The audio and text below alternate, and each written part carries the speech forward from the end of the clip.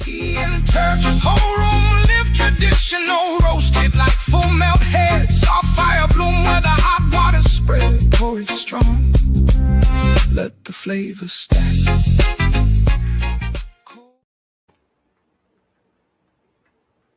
All right, I think we're live. Can you guys hear me okay in the audience? Travis, can you hear me? I think you're muted. Coming in good, brother. Awesome. I can hear you loud and clear too. Everybody in the chat can hear us too. What's up, everyone? Okana, nice to see you. Skunk Ape Glassworks, Scatty Robs, Gromigo, hello, everybody. Stoned Mason. All right. Cool. Well, today we have an interesting show. We're going to be drinking a little bit of tea, and the one specifically is this Moss Island 2018, also called Bing Dao. You'll see that in smaller letters down here. And we're hanging out with Travis, the purveyor of premium dankness. Glad you could join us again. It's an honor to have you here on the show with us. My pleasure, brother. We'll talk a little bit about this Bing Dao tea. Now, Travis, I know you're more of a coffee drinker, so you probably, this is going to be a little bit wild for you, but this is what the tea leaves look like. They're huge. This is one of the things that separates Bing Dao from some of the other villages, and I'll kind of back up a little bit. We'll talk about pu'er as a category of tea as well. I'm sort of doing this dive like directly into the more premium and the top tier of there's various types of teas that we're drinking. So I feel a little bit bad because like we're crash landing into what is inarguably the highest quality that you can find, and I need to kind of like backpedal a little bit and say, okay, well, what are some of the basics here? And a lot of people aren't even familiar with pu'er as a category of tea, let alone some of the nuances that make it kind of special and unique, and why it's so highly regarded. I was talking with Travis before the show started, and I mentioned that for pu'er teas like this, you get into some territory where these tea leaves are priced per gram. So they get really, really expensive. And these are like hyper-localized small regions. If you watched any one of the past two episodes that we did, the first one I drank a Phoenix Oolong, and the second one we drank a Wuyi Oolong, I kind of touched on this topic of these very, very small production regions that are just a couple of miles, square miles in total. So it's not like there's millions of tea plants here, enough to grow and export all around the world. These are, in many cases, villages that are like very basic. They have like wild growing trees that have been around for a very long time. So this isn't something that there's endless supplies of, and just to be able to get something that's authentic from these regions that are very, very small is something I consider to be a blessing. So I'm happy to be able to share that with everyone. We're going to get into the first brew here in a second, but Travis, you've never heard of pu'er tea before, have you? No, I actually have rocked pu'er. I've only become a coffee drinker, I want to say maybe the last 7 years of my life, like just before quarantine. And I was a tea drinker my whole life before that, multiple cups a day. There was a small section of my life when I got super into it, and I had like the little, I was doing loose leaf, especially like this. There was a company out of Vermont that I was getting like a lot of their teas from, and the pu'er is cool. It's like, that's like the fermented one, correct? Yeah, so there's two kinds of pu'er, and forgive me for assuming. I just thought you were a lifelong coffee drinker, but no, it's only recently. It was on a road trip across country. All of a sudden, I needed it, and I've needed it ever since, just to like make it through that long drive. And I've been addicted ever since. The tea kind of slipped away. Yeah, you should definitely get back into it because there are two types of pu'er. The one that you're thinking of is probably the ripe pu'er, the one that comes out looking a little bit darker, like a jet black kind of it produces, right? Yeah, so that's there's two kinds of pu'er that are produced. It's usually made from roughly the same leaf material. I mean, there are some differences because raw pu'er versus ripe pu'er, the price points are just a little bit different depending on which villages you get stuff sourced from. So like you'll see the color of this, for example, is nice and gold. This is a raw pu'er. It's not ripe pu'er. So basically what happens is when the tea leaves are harvested in the way that they're processed specifically is that raw pu'ers are left to allow microbes to help transform it over time. So in many cases, you wouldn't drink a raw pu'er for maybe 10 or 15 years, depending on the specific region that it comes from. Whereas a ripe pu'er, what they do is it's like wet piling or composting the tea leaves. The tea leaves are basically just composted in large piles stacked on top of each other at these tea plants, these tea factories, and then they're churned every once in a while. And typically the fermentation process for a ripe pu'er can take something like, it really depends, maybe 45 days on the low end, like 30 to 45 days on the low end, where you kind of have it like, basically think about a huge pile of tea leaves that have undergone some basic level of processing, like they've been oxidized a little bit more or less, dried down to a certain point. These aren't like freshly plucked leaves necessarily. And then they're covered in the tarp, and the humidity is elevated sufficiently to encourage microbes to come in, just like a compost pile. But this is a compost pile of tea leaves. And they'll turn it every once in a while, maybe 30 to 45 days is the total fermentation time on the really low end. At that point, you're dealing with something that still has a lot of residual transformative capacity left to it. But if you take the fermentation longer, like 50, 60, 70 days, you can develop some really smooth flavors. Like the thing about ripe pu'er that's really captivating for most people is that it's impossible to make it turn bitter. You could let it steep in boiling water for like 12 hours in the thermos and not separate it out. You could let it come down to room temperature, and it wouldn't taste bitter. So the microbes in this accelerated fermentation process will break stuff down much faster, and they'll convert compounds and certainly make unique ones as well. But what this results in is a fermentation process that lets you kind of take like a shortcut through time. Because the tea that I'm drinking, I could let this age for about 20 to 30 years, and maybe at that point it would sort of darken up sufficiently so it wouldn't look like that bright gold kind of, or that deep gold color. It would have something that's a little bit closer to the ripe pu'er that looks more like actual coffee, or like a squid, dyed inside of the cup. If this was ripe pu'er, we wouldn't be able to see the bottom at all. It would be jet black. It'd be darker than the slate right there that's wet around it. So yeah, the ripe pu'er is very appealing for people, especially for coffee drinkers, because there's a lot of similarities in the flavor profiles. And I think you can get some kinds of ripe pu'er that actually taste just like roasted coffee, like fresh roasted coffee. It's kind of in the Terp profile, if you will. Yeah, no, I totally agree. It makes me think of Bubba Kush or Master Kush, like how to pair it with a cannabis genetic. I feel like, yeah, that aged pu'er has like similar like deep earth terps, almost like you're saying, like coffee type terps, like the Bubba maybe. Very cool. I also remember hearing where they did some sort of like underground fermentation, like a buried process, like the Malawi cobs.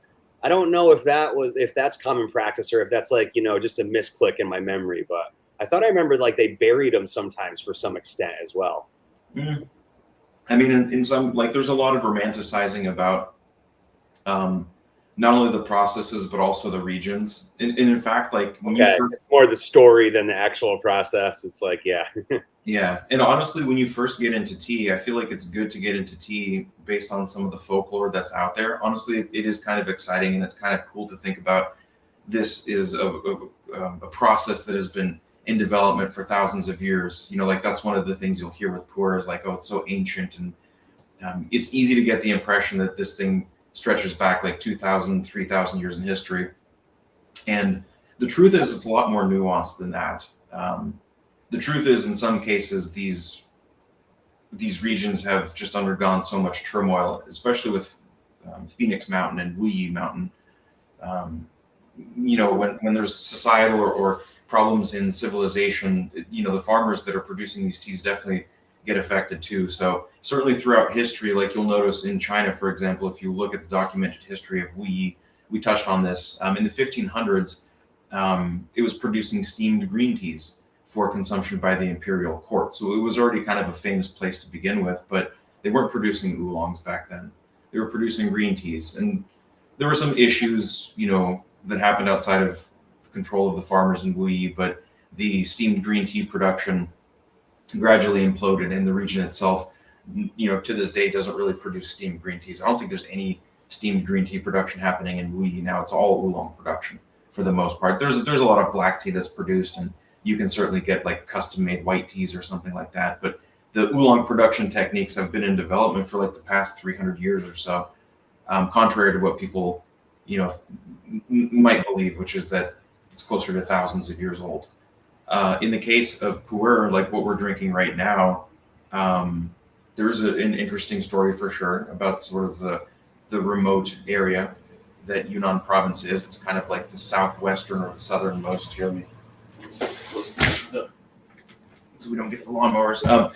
Yunnan province is very wide, like very big geographic region. This is one of the things that kind of makes it a little bit different than the other two regions that we've explored so far, Phoenix Mountain and Wuyi Mountain. These are, those two in particular are extremely small. You've got a mountain in one case that's maybe the core production region is like 6 miles as the crow flies. And then in the other case for Wuyi, you have a narrow loop that's maybe 5 to 7 miles in total square of where like the authentic tea is produced. So Yunnan, southwestern China, is a huge province where you've got certainly very challenging terrain and certainly very wild and aggressive territory, but it's a little bit different in the sense that you don't have these like hyper localized effects of geography on the region. You have like more of a vast, widespread open area, rolling hills, huge elevation change. In some cases, you have to, walk for many, many hours just to get to the tea trees themselves and where they grow and where they're plucked. Bing Dao, this village that I'm drinking tea from right now, didn't actually become like super famous until about 2005, which is really bizarre and really crazy to think about because it's so easy to find, again, a bunch of folklore that talks about how for thousands of years this tea has been growing here and so on and so forth. The truth is much more complex and convoluted than that. Bing Dao did around the 1500s. Bing Dao was the village where there were hundreds of trees that were planted, and some unique genetic material started to come out of there. And so gradually over time, as these trees grew old and became established, of course, everybody wanted, the tea there. But it was kind of like a local legend up until about 2005 when it became really famous. And now tea coming out of Bing Dao is just really, really expensive. Like I said, in some cases, it's not uncommon to pay $5-10 a gram for, or even more in some cases for some of this material. And that's regardless if it's the fresh or the fermented. It's kind of just the region would demand. Yeah, I mean, generally speaking, most of the leaf material that is like proper Bing Dao is probably most likely sold for raw pu'er production, like what I'm drinking right now. In some cases, it might be sold like custom batches. You have to know somebody like a villager or a farmer there, but in some cases, it might be sold for ripe pu'er production, but that's not nearly as common. Okay. Ooh, that smells really good. It smells like root beer. It's very menthol, like camphor. Ooh, you can see the steam right there. Let me know if you guys can see the tea leaves there. So, the leaves are very, very large, and this is a characteristic of the specific varietal that grows here. It was planted, 500 years ago. Basically, there was a large pheno hunt that was being done. An emperor ordered about 500 seeds to be planted here, and then ever since then, the genetics have been being explored with various phenotypes coming out and being produced. And it's a really interesting region. I don't know if that answered your question or not, Travis. I feel like maybe I sidestepped it a little bit. No, that's awesome. Makes me think like if someone likes a specific, towns grow versus like Humboldt County versus the Emerald Triangle versus California. And it's like, as you zoom out, it's like you can encompass more, but it loses something, like you say, like those hyper-focused regions where it's just one mountaintop mesa or like, the one loop. It's pretty cool. Yeah. I mean, it is. It's interesting to think that it takes such a long time to actually properly explore the genetics of some of these plants, because they can grow for a very long time before they're like really set into the characteristics in terms of like the molecules that they accumulate and the molecules that they express. And then in other cases too, like the development of the production techniques themselves. I mean, pu'er is a little different, but the caveat with that is that you give microbes time to transform the tea leaves, and this is the thing that sets raw pu'er apart from ripe pu'er. Is instead of doing an accelerated fermentation process, you get the tea leaves ready, and then it takes 5 to 10 years for them to get broken down sufficiently so that they actually start to pick up complex flavors. If you drink raw pu'er too early, it can taste like kind of flat and bitter and astringent. It'll definitely get you going, and it'll make your heart beat in funny ways. So it can be very powerful. But for most people, I mean, it's like the bitterness is so intense it'll melt through the core of a nuclear reactor. I mean, it's like weapons grade levels of bitterness, and some people enjoy that. Those bitter qualities tend to fade over time, and what happens is it seems like there's these complex catechins that are formed, which do result in that intense bitterness. And those catechins are extremely slowly broken down over long periods of time, 5, 10 years, sort of on the low end, and in some cases, 10 to 20 years for the pu'er to actually become like a good rendition of itself. So, imagine going through that kind of process, right? This isn't an immediate feedback kind of thing. It's not like you're growing a plant and you can do a stem rub and be like, oh, I understand this plant now, right? It takes a very, very long time. It may take 50 years just for the tree to express, 50 years of growing for the tree to express its potentials. And we can kind of see this is a keeper. And then you yourself may require 200 years or 300 years just to develop like oolong production techniques. I mean, people are doing this day in and day out their entire lives, and it still is a craft that continues to evolve to this day. I mean, I've had Phoenix oolongs that are freeze dried. And that's not a traditional, there's no freeze drying that was going on a couple 100 years ago. Even a few decades ago, there was no freeze drying going on. But because freeze drying tech has exploded in China, some of these farmers have gotten access to freeze dryers. And certainly on Phoenix oolongs, if you freeze dry them, like, whoa, dude, like, whoa, there's something really, really interesting going on there. But I also feel like it showcases the talent, that the level of skill that these tea producers have, because they've been developing something for 300 years, and along comes this really fancy piece of technology like a freeze dryer, and all of a sudden they're making the equivalent of like full melt hash rosin out of it. They're like, no, we can make this rosin. It's wild, man. I'm telling you, there's something really special going on with tea production. That's something else, like a generational process. It takes so long just to start getting feedback to know if its potential is good or not. Like if its highest potential is something desirable. Like, that's commitment. That's really cool.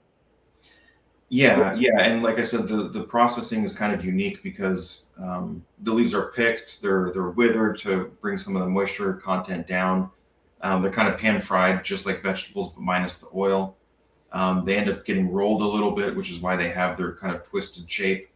Sun drying is an extremely important step in the process. And then obviously there's the mechanical sorting to kind of remove any of the broken bits or any of the larger leaf material, and keep the smaller leaves present, like the bud and the 2 leaves that are present, if that's the plucking standard.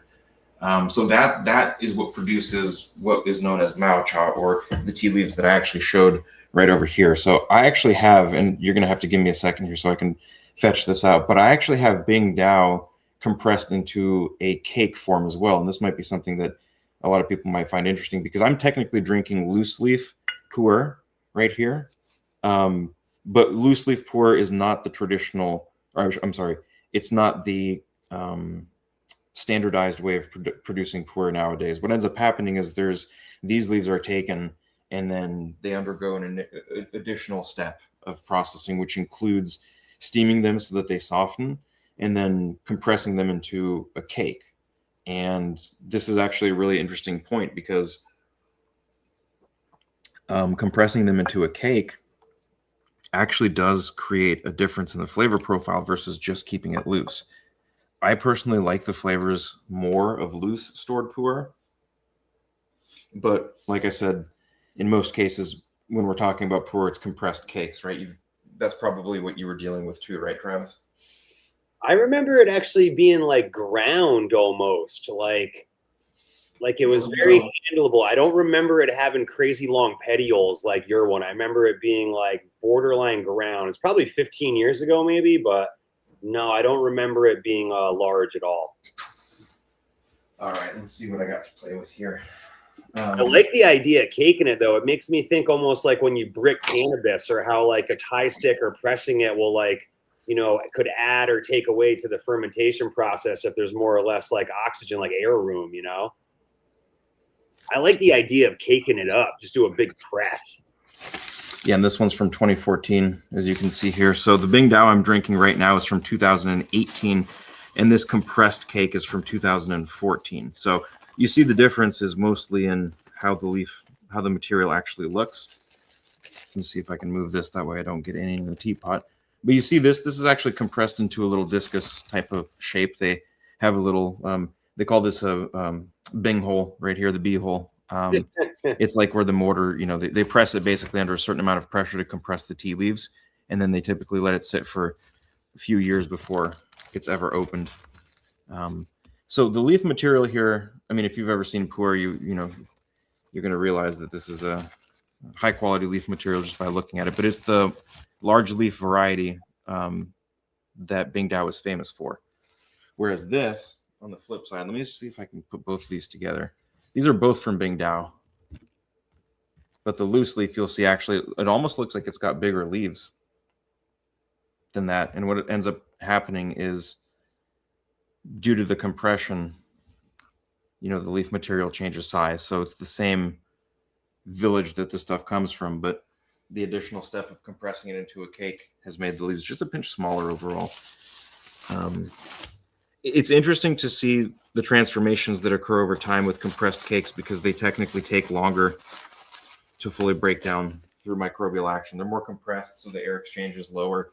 They respond better to slightly higher humidity storage as well, where some of the fruity flavors and some of the more sweet flavors can get developed over time. The loose leaf tends to retain its like wild characteristics, and this one in particular has this like insane terp profile to it. I mean, it tastes like straight up root beer and menthol and camphor and eucalyptus. It's also like kind of smoky, like tropical hardwood. I don't know. It's like such a unique, complex mix of compounds and aromatics that, I don't know. I see why people get very attracted to this kind of tea specifically. It's not my favorite kind of tea. It's actually, I would say, my third favorite kind of tea. After the Phoenix oolongs and Wu Yi oolongs, I would say that pu'er maocha is there. It's got something very unique going on. I see why people are attracted to it. Plus, it'll make you feel funny for sure. No doubt. And then this actually is not from Bing Dao. This is actually a ripe pu'er cake that was sitting next to my Bing Dao cake. So I'm going to go ahead and show this in case this is what yours looked like. Yours may have looked a little bit more like this, a little darker. Right? Yeah, it was dark. Yeah. I remember it damn near black like that. Yeah. Yeah. Yeah, and I might have to brew this next time. This is ripe pu'er. This is some old tree Boulong ripe pu'er. And old trees, like I said, there's a distinct market for old tree material, and a lot of it is fake, to be perfectly honest. So if you see something, you know, described as old tree, that doesn't necessarily make it true. There is a lot of counterfeiting of the old tree stuff that happens, but if you get good old tree material, you can't fake that taste. You'll know it once you taste it. It has this like intense flavor profile to it. It doesn't matter what the specific flavors actually are. What matters is the intensity of it. Like, you can't mistake it, and it can't be faked. Usually the flavors are something along the lines of like frankincense or sandalwood, you know, spices, incense, things along those lines that are really like very, very fragrant, very strongly aromatic, but remind you of like a thick, overgrown forest that's never been touched by humans. And you walk through it and you pick up all the wonderful scents of various plants that are growing around it. You can taste the moss, you can taste the rocks. You want this translation of nature basically through the terp profile of these old trees, and that's exactly what they do, is they convey that. the surrounding terroir and the terrain that they grow in. They do that exceptionally well. In some cases, I'm more attracted to the flavor of the region than I am the specific flavor of the cultivar. I just find that the good cultivars really taste strongly like the characteristics of the region.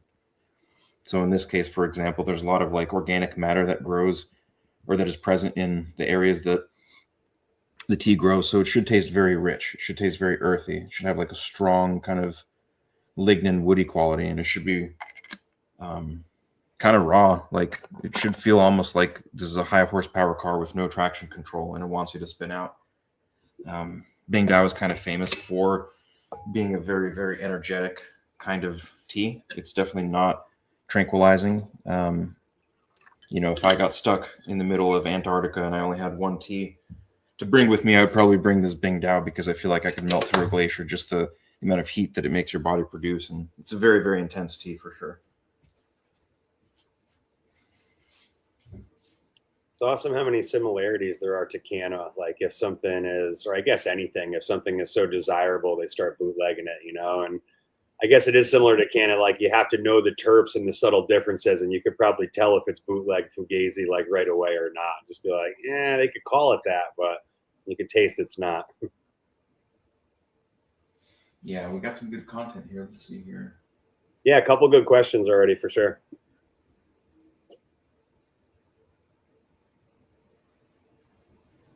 Actually, we'll go back to Stony Creeks real quick. That's Ceylon more than anything. Totally different country, real close to the equator, but high altitude in the mountains that are in the clouds. Yeah, those teas are typically processed into black teas, and they're different varietals too. They're called Assamica, like Camellia sinensis varietal Assamica. But the tea trees that grow in these remote regions, like in Bing Dao, I mean, they're completely different. Most of what grows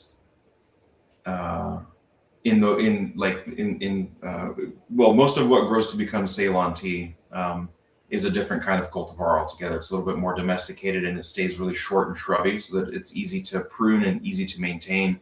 And in most cases, those production cultivars tend to have lifespans that are like, 5 to 10 years.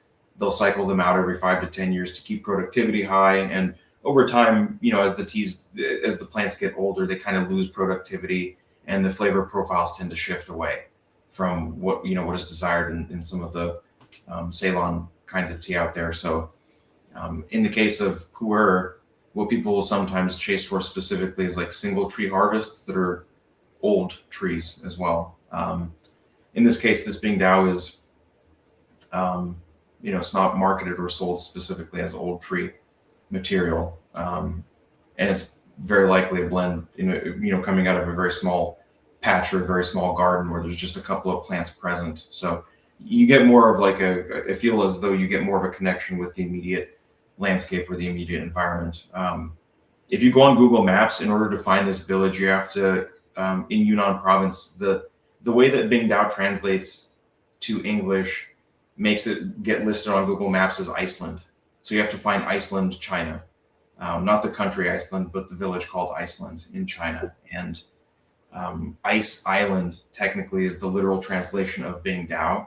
And it's not really the correct translation. The correct translation is Moss Island. But people, they'll call it Ice Island because it has a very strong cooling quality in terms of its flavor profile. Like it tastes very strongly of root beer, like herbs and spices, and it has like a wintergreen kind of quality to it as well. So it's convenient that it has this kind of cooling quality and the name translates to Ice Island. That way people can just say, oh, it's called Ice Island because it, when you drink it, it's like got this very powerful cooling effect. So you'll sometimes find that convoluted as well. Let's see here. We had this one right here. Most young raw pu'ers have a lot of astringency. They are kind of speedy. They have a lot of energy because the regions themselves are just so full of energy. Like they're not domesticated. These are not domesticated plants that exist in neat and tidy gardens. We're talking about in some cases you have to walk out. You're probably 1,000 miles away from the nearest paved road. You have to walk for half a day just to get to some of the areas where these very, very old tea trees grow, and it's not kept or maintained at all. Like you're walking through a forest that is overgrown. because there's no humans around it. And these tea trees, they don't have fancy irrigation systems. They're not getting their foliar sprays on a religious basis. They're out there in the wild dealing with the elements. They have no human intervention whatsoever. There's no pesticides that are sprayed anywhere in the regions. There's just to bring a pest, like, how is a farmer going to do that? Just to bring a pesticide out there, what are you going to do? Like, now you're talking about physically lugging, some of these products and finding ways to get creative with irrigation. And that's not the type of stuff that typically happens in this region. I mean, there is plantation tea in Yunnan province, of course, just like there's plantation tea all over China, but like the real legitimate stuff is definitely wild growing. And that's what makes it so prized. Very difficult to access, just the region itself. Very, very difficult to harvest some of these trees. In Yiwu, not in Bing Dao, but in Yiwu, there's trees that will grow 30, 40, 50 feet tall. And so you have to climb up this tree after you've hiked for 6 hours and done an elevation change of 2,000 or 3,000 feet. Now you have to climb a tree that's up to 50 feet tall, and you got to pick the leaves. And it's not like you're coming down with 150 pounds of leaves on your back, right? You're going to get maybe 10 or 15 pounds of wet leaf material, maybe 20 pounds. And then by the time you're done processing it, it's probably going to be like 1 or 2 pounds of actual tea that's left that you can then sell. So this is why I'm saying some of the stuff is priced by the gram, specifically because the harvest, the total amount that's produced every year is so small. It's also measured by the pound or by the kilogram. So again, not metric tons here of this stuff. No machines are used to harvest it. You can't even get a tractor. There's no roads. There's literally just overgrown jungle, and you're going to get cut up as you walk through the forest too. You're going to get bugs that bite you. You're going to get mosquitoes. This is like subtropical regions we're talking about here, kind of on the backside of the Himalayas. These aren't, friendly walks in the park. These are like very, very tough regions to exist. And so the tea plants adopt these molecular characteristics that reflect the environment that shaped them in the production of the compounds. And of course, they have all these wonderful, intense flavors and sensations. So those things take time to come out. They are not quick manifesting. In some cases, depending on the region, like it's an insult to drink it if it's less than 10 years old. Has tea ever seen any form of prohibition, maybe specifically in ancient China? Like, was it ever viewed as a threat because of, let's say, like, it stimulates the mind or just gets you going or gives you that good feeling, anything? Has there been ever case like that or no? I don't think so. I mean, that's cool. It's just always been embraced. That's pretty cool. Yeah, I mean, I think part of it is like it's the, when you get into Yunnan province in particular, there's a lot of like ethnic minorities that are not what you might, like we as Westerners might think like, oh, this person's from China, they must be Chinese. And it's like a really blunt, super simplified way of discussing, what is actually the case, which is that you've got these very distinct subcultures. Like in Yunnan province, you've got probably half a dozen or so ethnic sub-minorities that don't speak Mandarin Chinese. They don't speak Cantonese. They have their own distinct dialects. Some of them are very, like in Bulong, for example, these are very, very old. This is a very old tea production region in general, and they have their own customs. They've got their own attire. They've got their own ways of living, much different than what we would look at and say, oh, these people are Chinese.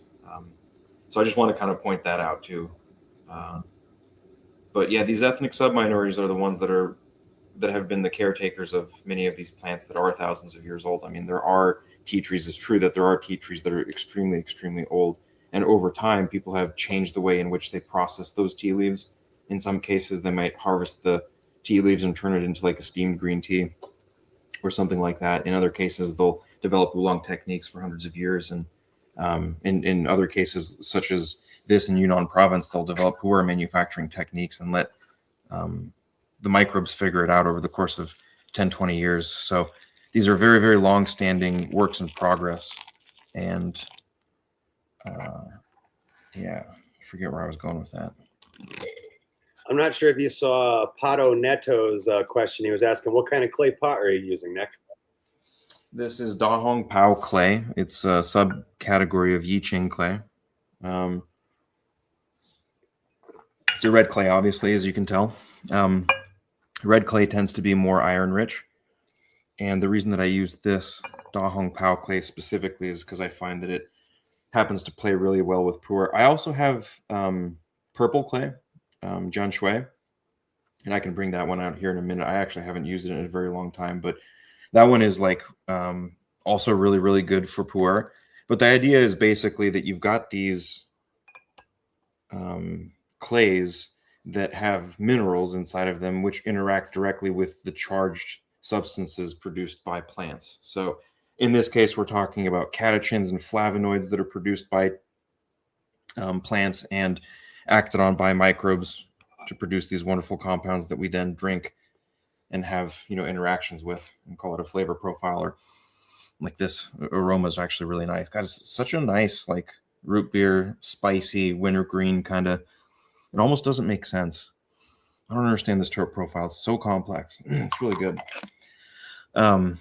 But because these are charged substances, they interact with the minerals found in clay. This is unglazed clay, as you can tell. Porous on the inside and certainly on the underside of the leaf too. I would say this clay is like pretty good quality. It's not bad, but it's also not the best Hong Pao clay that exists. Although, to be frank, the teapots get very expensive too. So it's the one thing I'm not really a snob about, because I could easily find a teapot that's this size and pay $2,000 to $3,000 for it, and it's made out of clay. So of course, if I drop it, it's going to break. I'd rather spend that kind of money on the tea and just get something that's good enough. But yeah, this teapot right here, I specifically use for pu'er. I have a different teapot that I can also, it's also red clay. It's this one. This is from Chaozhou, so you might see it's a little bit slightly different kind of red color. This one's coming from a different mine. This is the one I used to use for Phoenix oolongs, or I should say that is the one that I do use for Phoenix oolongs. And then interestingly enough, I also have a pure silver teapot. This is made with 99.999% pure silver, and it has a very interesting effect on the flavors of the tea as well, because silver doesn't absorb any compounds and it's non-reactive. So what it does is it refracts and reflects all of the flavor compounds to be concentrated in the liquid. So when you drink this, like, it feels magnified. And it's kind of like cheat codes. You could take a tea that's terrible and brew it up in pure silver, and chances are, like, it would actually taste pretty good. It's very bizarre. That's cool. Yeah. There was one in here I'm not sure that you saw. 420 High Hopes asks, I've heard of tea drunkenness. As a tea head, do you feel it, or is it a subtle thing? Yeah, I mean, there's two distinct things that I think are true with tea drunkenness. Last time we talked about in the episode we did with Wu oolongs, I mentioned that if you drink high quality tea, you're going to get some kind of a high. It's going to be a very functional high. It's very noticeable. But in a lot of ways, I would consider it to be a nutritious kind of high, because we're talking about substances like minerals, flavonoids, catechins, amino acids, terpene glycosides. These molecules have interactions with the human nervous system in some unique ways, but because we're brewing the extract of a leaf, we're getting the stuff that's found in a leaf. Like, if you think about it, to some extent, I'm really just making vegetable broth here. I mean, that's what it is. That's a quirky way of looking at it. I've never heard anything like that. That's cool. Yeah. So the Chinese word for tea, we call it tea. It actually translates literally to soup. Cha is not tea. That's gnarly. That's a mind blower. It's so true though. It's just, yeah. Yeah. So because it's vegetables that are, it's vegetative leaf material. The point I want to make is that you're getting something that is actually nutritious. You're getting minerals, you're getting flavonoids, amino acids, are a big one. L-theanine inside of tea is a big one. So these compounds contribute directly to the nutritional well-being of humans, which is why tea is so popular all over the world. If you just kind of take a quick little segue, if you think about what happened in the medieval ages in Europe, people couldn't drink plain water, so they had to ferment it and turn it into alcohol. And of course, when it was realized that you could, when trade started happening and people in Europe started receiving tea, they realized you could boil the water and brew tea, which was a stimulant, right? So we went from drinking alcohol every single day as Europeans to drinking tea every single day. And like, you can't get any more polar opposite than those two types of experiences, you know? So it is nutritious. And to some extent, the compounds that drive the nutrition and the nutritional qualities of tea also result in feelings of elevation, if you will. That's what I meant, 2 weeks ago when I said that you're going to get high, and it's going to be a nutritious kind of high. It's going to be a very functional high. There are compounds in tea that are highly stimulatory, and to some extent, I think that they interact with parts of the brain in weird ways that are almost, I would describe them as psychedelic, but not having effects on like your visual cortex, for example. I mean, not in a deleterious way, or not in a way that takes anything away from your ability to interact with your immediate environment. Disassociative, like it's not disassociative. I don't know if that's dissociative. Yeah, that's the one. Yeah, that's you dialed in. Like a tea buzz, you could be that buzzing, but you're dialed in. No one would know. Like you could hide it. Not like when you're tripping balls. Yeah, and a lot of people do report their vision clarifies when they drink tea. That's part of like one of the earlier onset effects, is that your vision becomes sharper and you can see with greater clarity out to a distance. I've certainly had that happen. I've had people tell me that, when I brewed them Phoenix oolongs or something. The other thing is the noticeable body temperature increase. Like, yeah, you definitely, you can feel your heart beating in your fingertips and in your toes.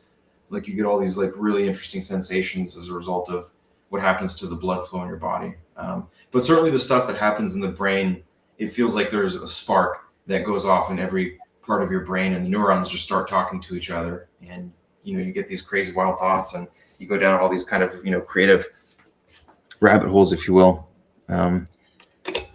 So that's the functional side of what I would call tea drunkenness. But there is something that is more easily understood as toxicity. And I would say there is such a thing as drinking too much tea. And part of it comes from the caffeine ingestion. And then also, keep in mind that some of these compounds that are being produced by tea plants, are defense compounds. They're meant to serve like anti-nutritional and anti-feed, and they're meant to ward certain types of predators away. And to some extent, humans can ingest those substances without any kind of harmful side effects. It's not going to make you nauseous if you drink this tea, but if you drink too much of it, you might get nauseous. And that may not have a whole lot to do with just the caffeine content. It may have a lot to do with the total pool of compounds that are present inside of these tea leaves. The more classical description of tea drunk is one that's a little bit more benign. You're going to feel really elevated. You're going to get jacked up. You're going to start sweating, and but you're not talking about like, oh, my head's spinning, or I feel nauseous, or I have to lay down. But that's certainly the case too. You can overdo these types of teas, and if you drink too much of them, they will make you nauseous.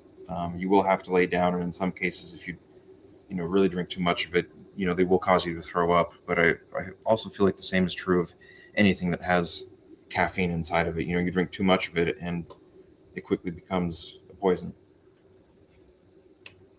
From my experience, it's the rate of ingestion too. Like I feel like I've had days where I've drinking a lot more tea throughout the whole day over water or juice or anything else.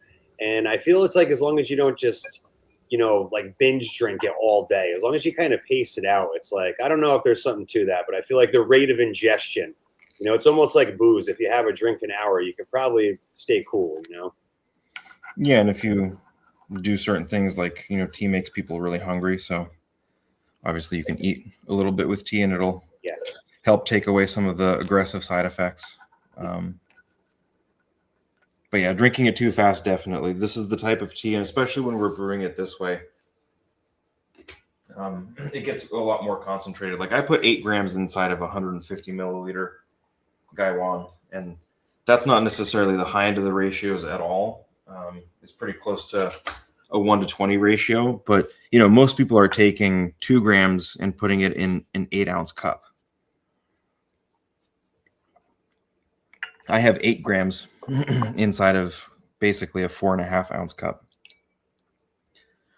So 4 times that in half of the volume. And that's why we're doing this specific brewing technique where I'm steeping it multiple times, but every time that I steep it, I've got a little bit more steep time. In this case, we're at 70 seconds here.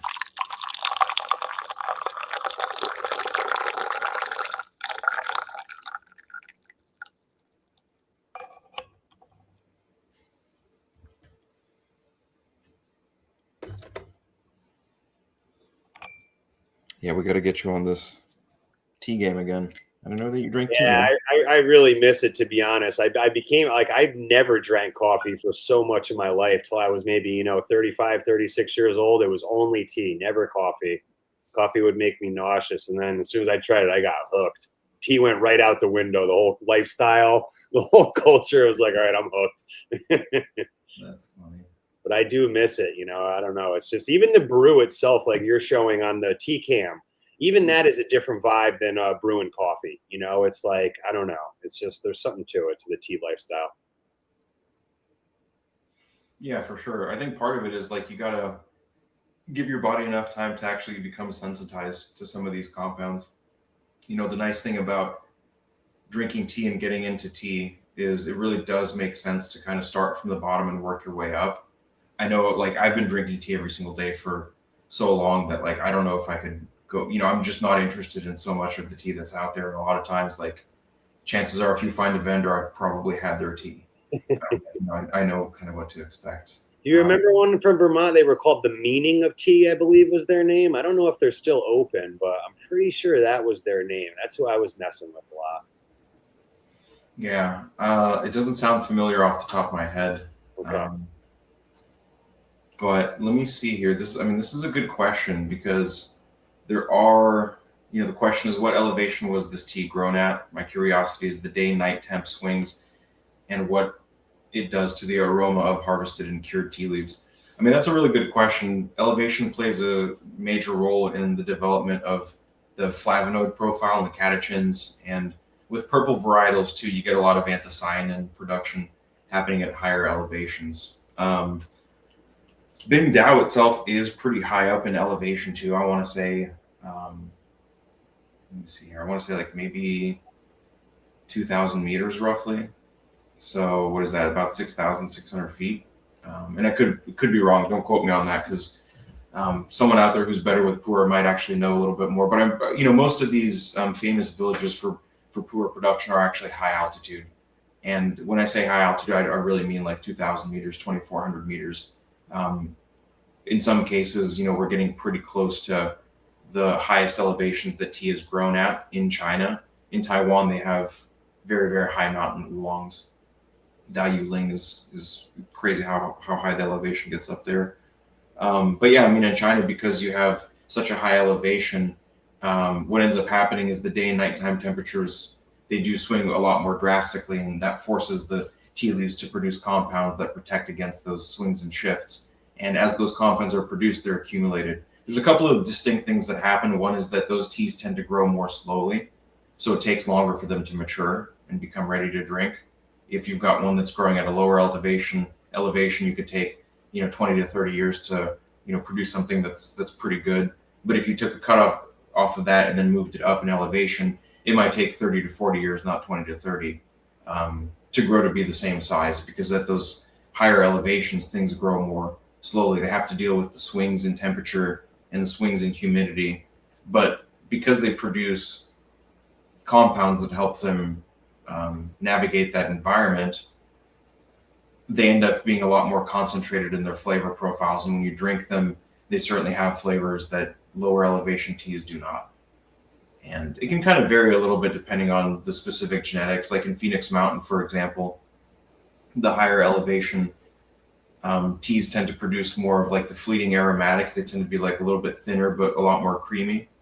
Whereas the lower elevation ones tend to have like deeper bodies and to be more like mineral forward, because they're taking up all the minerals, that are there kind of running down the mountain and accumulating near the reservoir. Whereas at the top of the mountain, again, same kind of deal. They've got swings in temperature and swings in humidity, and they're producing compounds to help them manage all of that stuff, all those stressors. So yeah, Bing Dao is high elevation. It gets really cold. In most cases, the authentic harvests only happen once a year during the spring.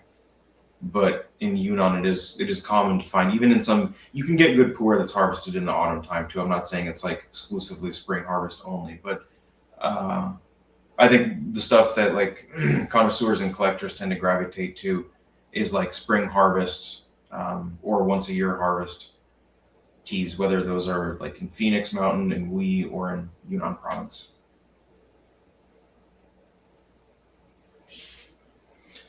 It does get quite ceremonial. Yeah, I mean, aside from, different kinds of tea, like, drinking ceremonial grade matcha or something like that. I mean, just this whole process, I would say, yeah. Yeah, it's like sitting down and rolling a nice doobie or a blunt compared to just like sneaking a quick one hitter out of a it's like coffee. Sure. Coffee's just like a quick. The tea is just like, yeah, it's just serene.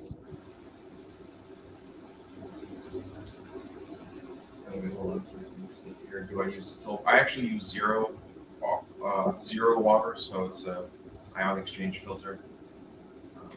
This is kind of like a big point of contention in the tea industry: is do you use filtered water? Do you use softened water?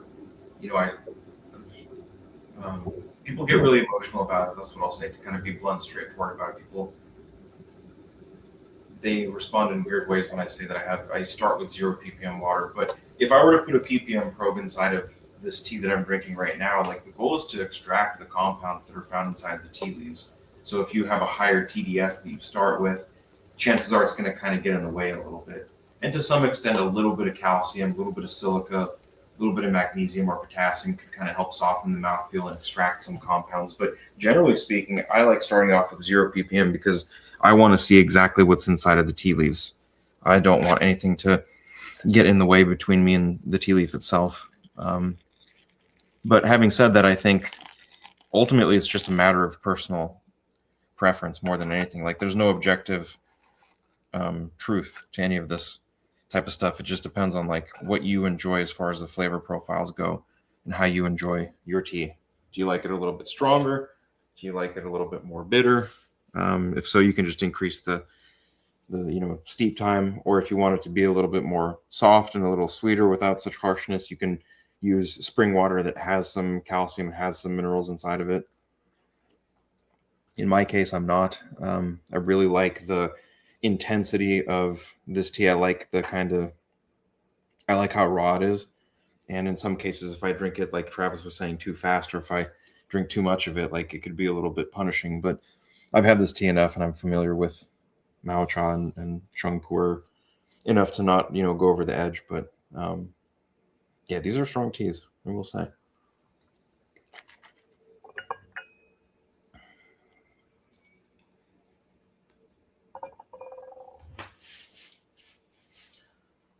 What other questions we got?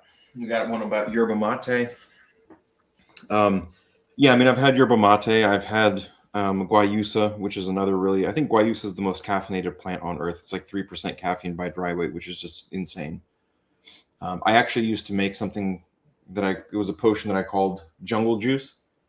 And I would take like 5 grams, 6 grams of guayusa, and I would steep that. So I'd get like, I don't know, 200 milligrams of caffeine out of that.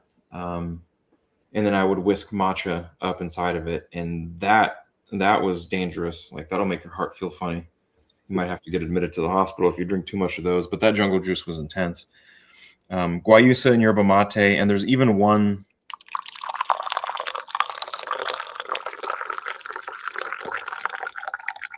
There's even one that grows in the U.S. They're all related to each other, but there's a caffeinated holly plant that grows like Texas, that kind of area. But I don't know. I don't find them to be as complex for some reason. I think yerba mate is really good, but you can't brew it above 175 degrees, and you can't let it go longer than 5 minutes being steeped, because otherwise it'll start to taste a little bit bitter. I was just doing some quick research on my favorite tea I've ever had. From memory, I remember I had a batch that was labeled purple oolong, and it's saying that that's usually comes from Kenya, in Indonesia, I think, which was kind of cool. I mean, purple oolongs, yeah, they are.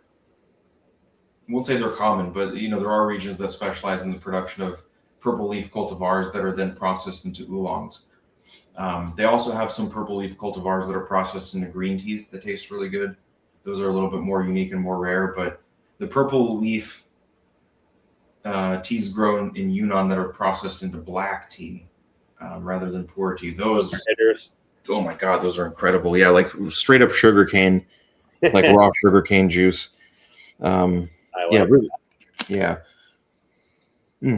Yeah, I mean, we'll probably get at least another full steep out of this. I'm actually out of water, so I have to go and refill that. But yeah, that's the other thing about these teas is they just keep brewing. Like, I don't know, we've done 6 steeps so far. And this thing's not even done, nowhere close to being done. You can see there's still a lot of color left in the cup, and I haven't even taken it. I think that was a 2-minute steep. So it hasn't even steeped. Very similar to the first brew, maybe even darker. Yeah, just a little bit darker probably. How's the buzz? Is it starting to kick in? I heard your voice change after the last cup. Oh yeah. Yeah, I mean, it definitely happens quick. And like for this particular tea, the sensation is very reminiscent of like a balloon that's slowly inflating on the inside of my skull.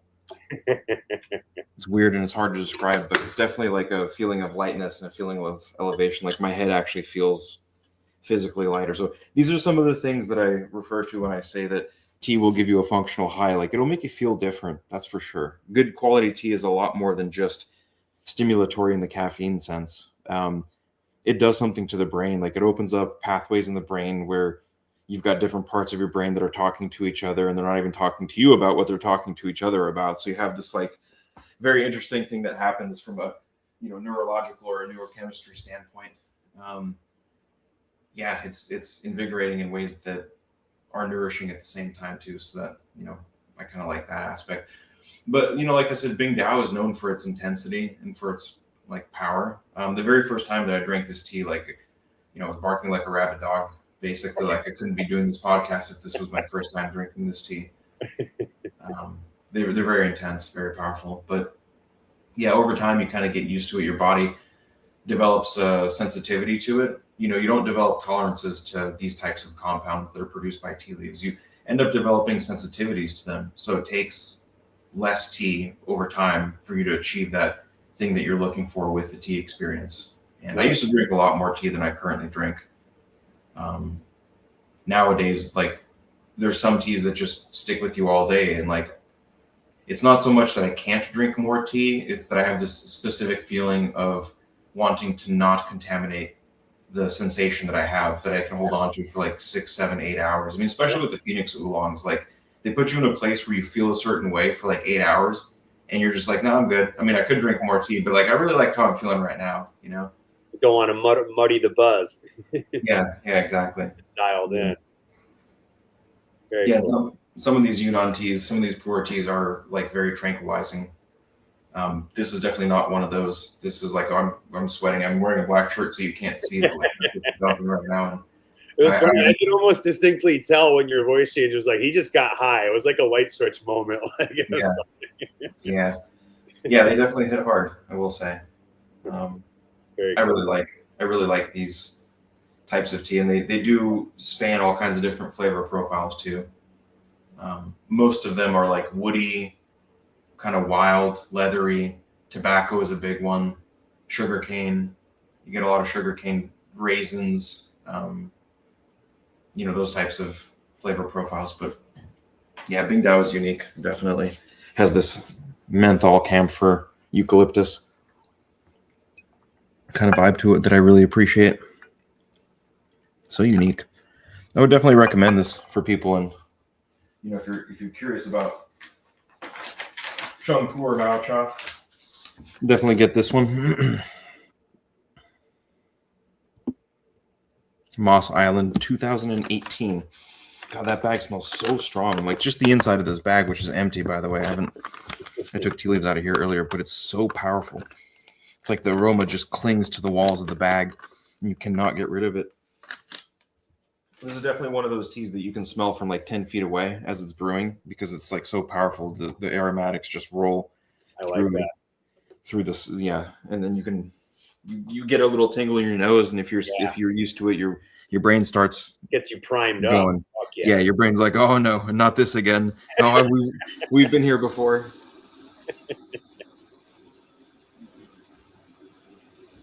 Yeah, that's such a cool way to look at it because sometimes me and my homies, it would be a constant tea brewing the whole day. It'd be like, where's the hot water? What type are we doing next? Are you almost finished? And it's very different from just finding the nice buzz and riding it out. You know, it's really cool to think of the contrast of different ways to consume, you know, because some of my favorite times are just nerding out with my homies and just, you know, being dorks and drinking tea all day, just constant hot water. Yeah, I mean, this is one of those that'll do it.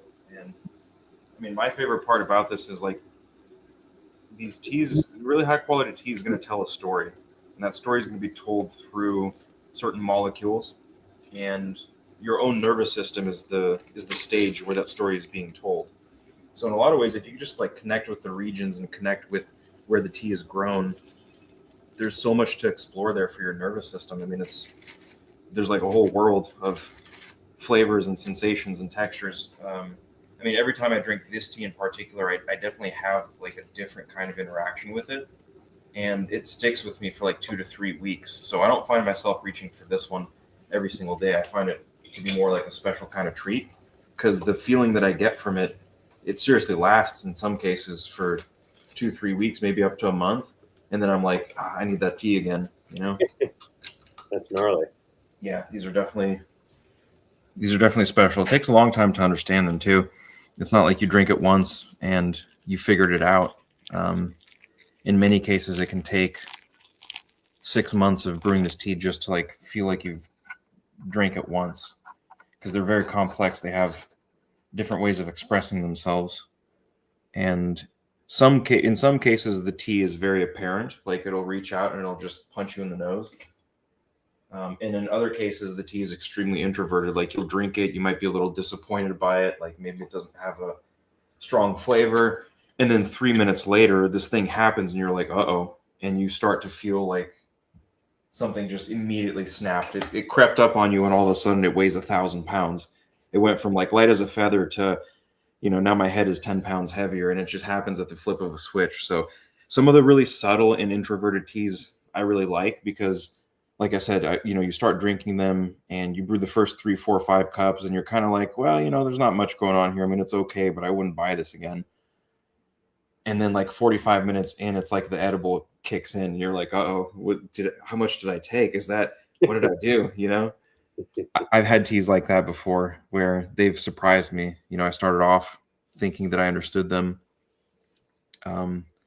And I continued to drink them, and eventually there was this thing that was revealed about them that I couldn't unsee once I saw it. So that's part of the nuance here too, is like these teas take a long time in some cases to reveal themselves. They're not, you can't just put them in hot water and extract them and expect to, have the effects or the flavor profiles. In some cases, you have to pay very close attention. You have to brew them in nuanced ways, like combining the right kind of clay, for example.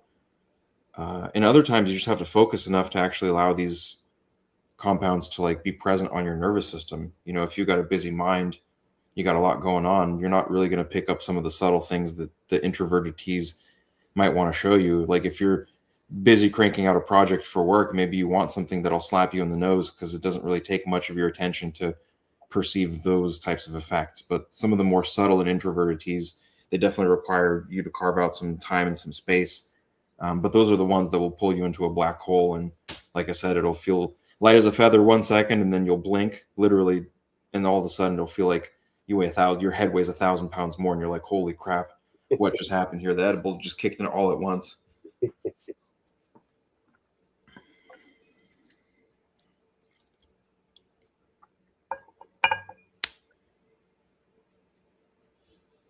The way you're describing the experience makes me think of Northern Lights number 5 plant I've been growing recently.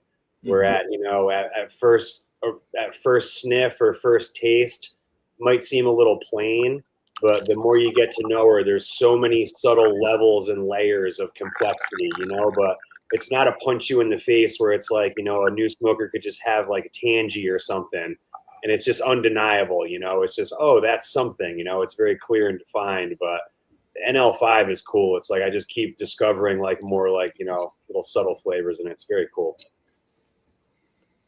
That's awesome. Yeah, NL5 definitely very expressive like that. And I was talking with somebody the other day about this, and I was like, you know, with some of these like really old school breeders like Shanty Baba, Mr. Nice,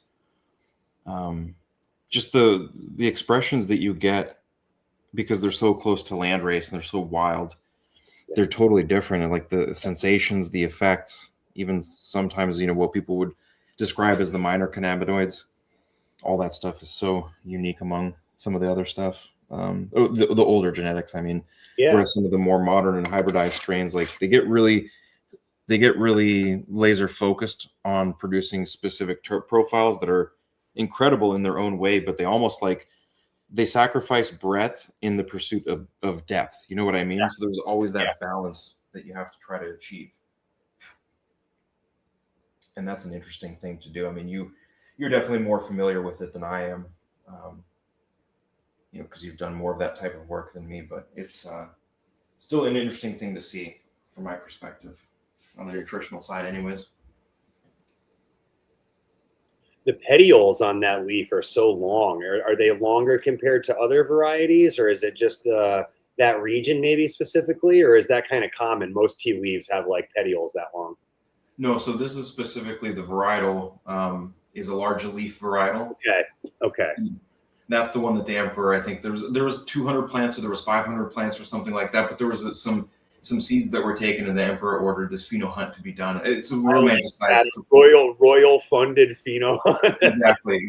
That's what it was. Yeah. And of course, I'm kind of brutalizing. I don't want anyone to take that literally. You know, it's not like he said, I order a pheno hunt, but that is the gist or the effect of what happened was that these seeds were planted. There was some exploration done of genetics, and the tea trees that grow in this region produce some wild terp profiles and some incredible sensations. Like, this tea is definitely like, wow, it's different. But that's what also part of the reason. Do you remember what emperor it was by chance? What was that? Do you remember what emperor it was by chance? That's just like a nerdy side fact, but like I'm so curious, like who to give credit to. It's like respect to you for having the foresight to do that. You know, like hundreds of years later, we get to enjoy it. Yeah, I'm sure you can. I don't know off the top of my head, but I'm sure it's documented. I'll Google it for sure. Yeah, that's cool. Yeah. There's a lot of there's very little genetic variation with this specific large leaf varietal that grows in this region. That's part of the reason that you can immediately tell what it is. You know, if you're buying pu'er from Bing Dao and it doesn't have these gigantic leaves that are difficult to stuff in. I actually, you know, Travis and I were on here before we started the show, and I mentioned that I wanted to get these leaves tucked into the teapot before the show started because otherwise it would have taken me 10 minutes into the show. It's like a blunt you can't roll. You couldn't get it over. Yeah. So, you know, Bing Dao has these very, very prized and sought after large leaf trees that were specifically kind of like bred and cultivated here. And that's why it became so famous. But they've been kind of like exported out a little bit in the production region, slowly increasing over time, especially since 2005 over the past 21 years, as the population or the popularity has really taken off of Bing Dao. You used to be able to get Bing Dao material for not that much, but now it's just crazy how expensive it is. It's priced by the gram. Like I said, in some cases for Bing Dao, even the fresh material, you might be paying between $5 and $10 a gram easy, if not $10 to $20 a gram for the more prized older trees that exist. But they should be the authentic large leaf variety, because if you're buying Bing Dao and it doesn't look gigantic like these leaves, then very distinct. Yeah, then it's probably not the real thing. And that'd be hard to fake. They can't just, you can't just make a leaf larger. Yeah. Yeah, and also you can kind of tell, like, just looking at these leaves. I mean, I've brewed these 6 or 7 times so far, and they're still really plump. They're not soft at all. Like, they're not going to deteriorate. And they're not going to fall apart. So you want good texture to the leaves as well. They shouldn't be flat. and they shouldn't be thin. They should continue to maintain their nice, bouncy three-dimensional shape. Like when I open up the teapot, I don't even have to zoom in. You guys can see that there's clearly some depth going on here, right? These aren't just leaves that are flat on the bottom of a teapot. They're like actually still physically lifting themselves up. They have good structure. It actually smells like fresh peach juice. Apricots, peaches. This is the other thing too with authentic pu'er in general, not specific to Bing Dao village necessarily, but certainly other villages too. It's really, really difficult to wash out the flavor, and the pivot or the transformation that happens is really, really fascinating to see. Like you could start off with like cooling menthol, like strong tobacco, tropical hardwood, like intense astringency, not really bitterness, but like it certainly dries the mouth out and it makes your tongue feel like a sheet of raw leather. But then at the end of the session, the more I brew this tea, the more it's going to start smelling like and tasting like fresh pressed apricot juice or peach juice. And so it's like this really weird sensation. You go from like these really hard, not harsh, but like these really intense and aggressive flavors like rocks and minerals and leather and spices and wood and tobacco, and in this case, mint and camphor and eucalyptus. You brew it 10 times and it'll start tasting like peach juice. And to watch that pivot happen is really fascinating because it doesn't just thin out. It's not like the flavors go away and I'm left with something plain. It's that the flavor actually becomes more concentrated. Burst. Yeah. Or concentrates as far as getting watered down. Yeah, that's so cool. I love terp conversions. Like, yeah, that's especially when it's like pronounced and, natural. Like it just happens and you can't miss it. That's so cool. Yeah. The flavor doesn't really run out. I bet you if I wanted to, I could take this, I could leave the tea leaves in this pot and I could brew up this tea again tomorrow morning. And it would probably still taste very strong too. There are people that do that, especially with the very, very expensive kinds of pu'er. It's hard to wash the flavors out, and part of it just comes down to leaf quality. This thing will drink me under the table, but these leaves, as you can tell here, they're nowhere near exhaustion. They've just opened up, and they're like, all right, now we're trying to get into the fruity, realm of the flavor profile. But yeah, I'll keep brewing it. It will keep coming out looking like that. It never runs out of flavor, which is the craziest part because, to do this with other kinds of tea, like if I put green tea inside of here and I brewed it like that, man, it would not be fun right now. Those green tea leaves, most cultivars, they have really thin cellular structures. So just pouring boiling water on a green tea might be enough to get it to like fall off a cliff. Meanwhile, I've been brewing this with straight boiling water for probably over a total of 10 minutes now. And leaves are just now starting to like soften up and being like, all right, we're awake now. They just did their morning yoga, stretch for the day. Meanwhile, all the other like green teas and other categories of tea are just falling off a cliff because it's too hot for too long. Like you can't steep leaves forever unless they're pu'er. It's really interesting. Yeah, that's cool. Rugged. Yeah, and this one's going to be a 5-minute steep. And then the next one, I'll probably just pour boiling water in here and let it sit until it cools off. Because you can do that with pu'er.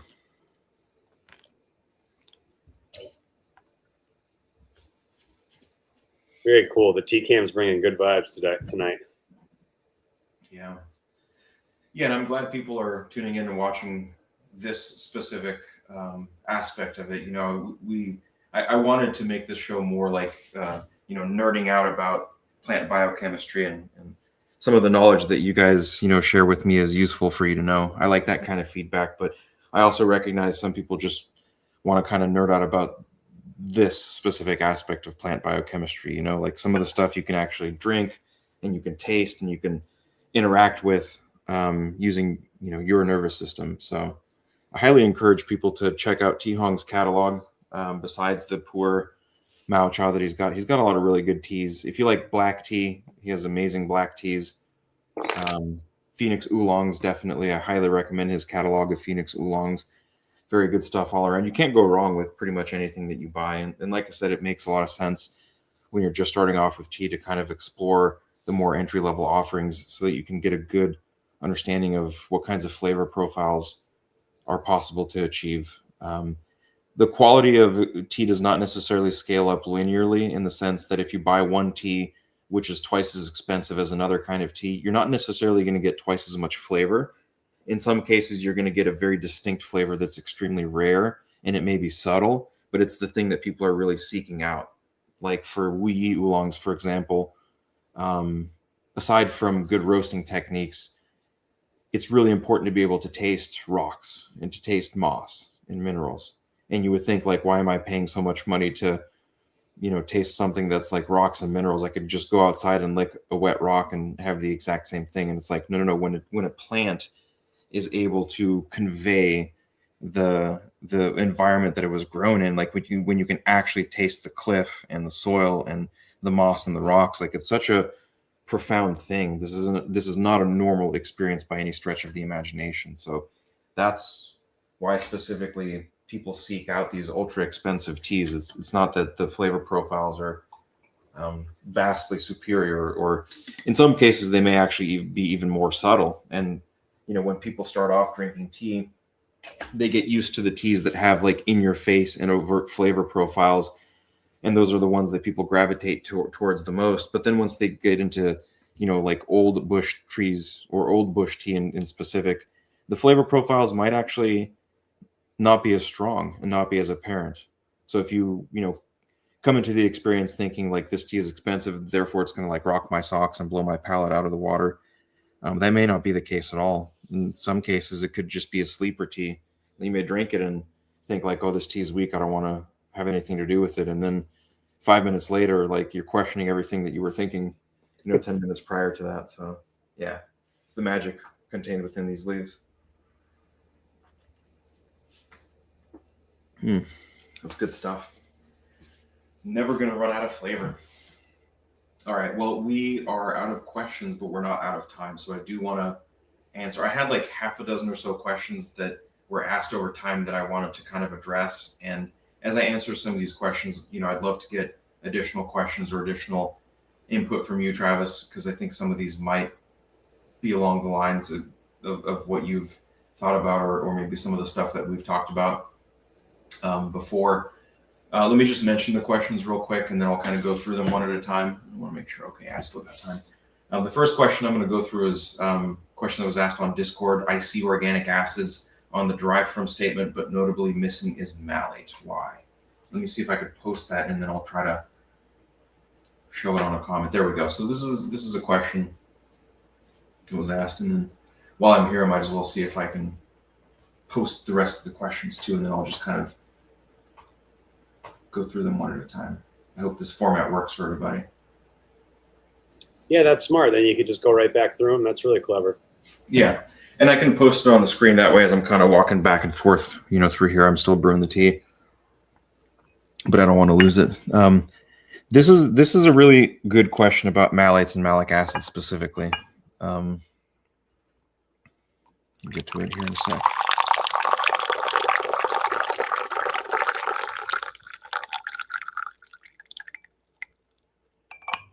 That's a cool little effect, isn't it? That nice little teapot. By the way that the specific stream that is produced by a teapot during the pour is one of the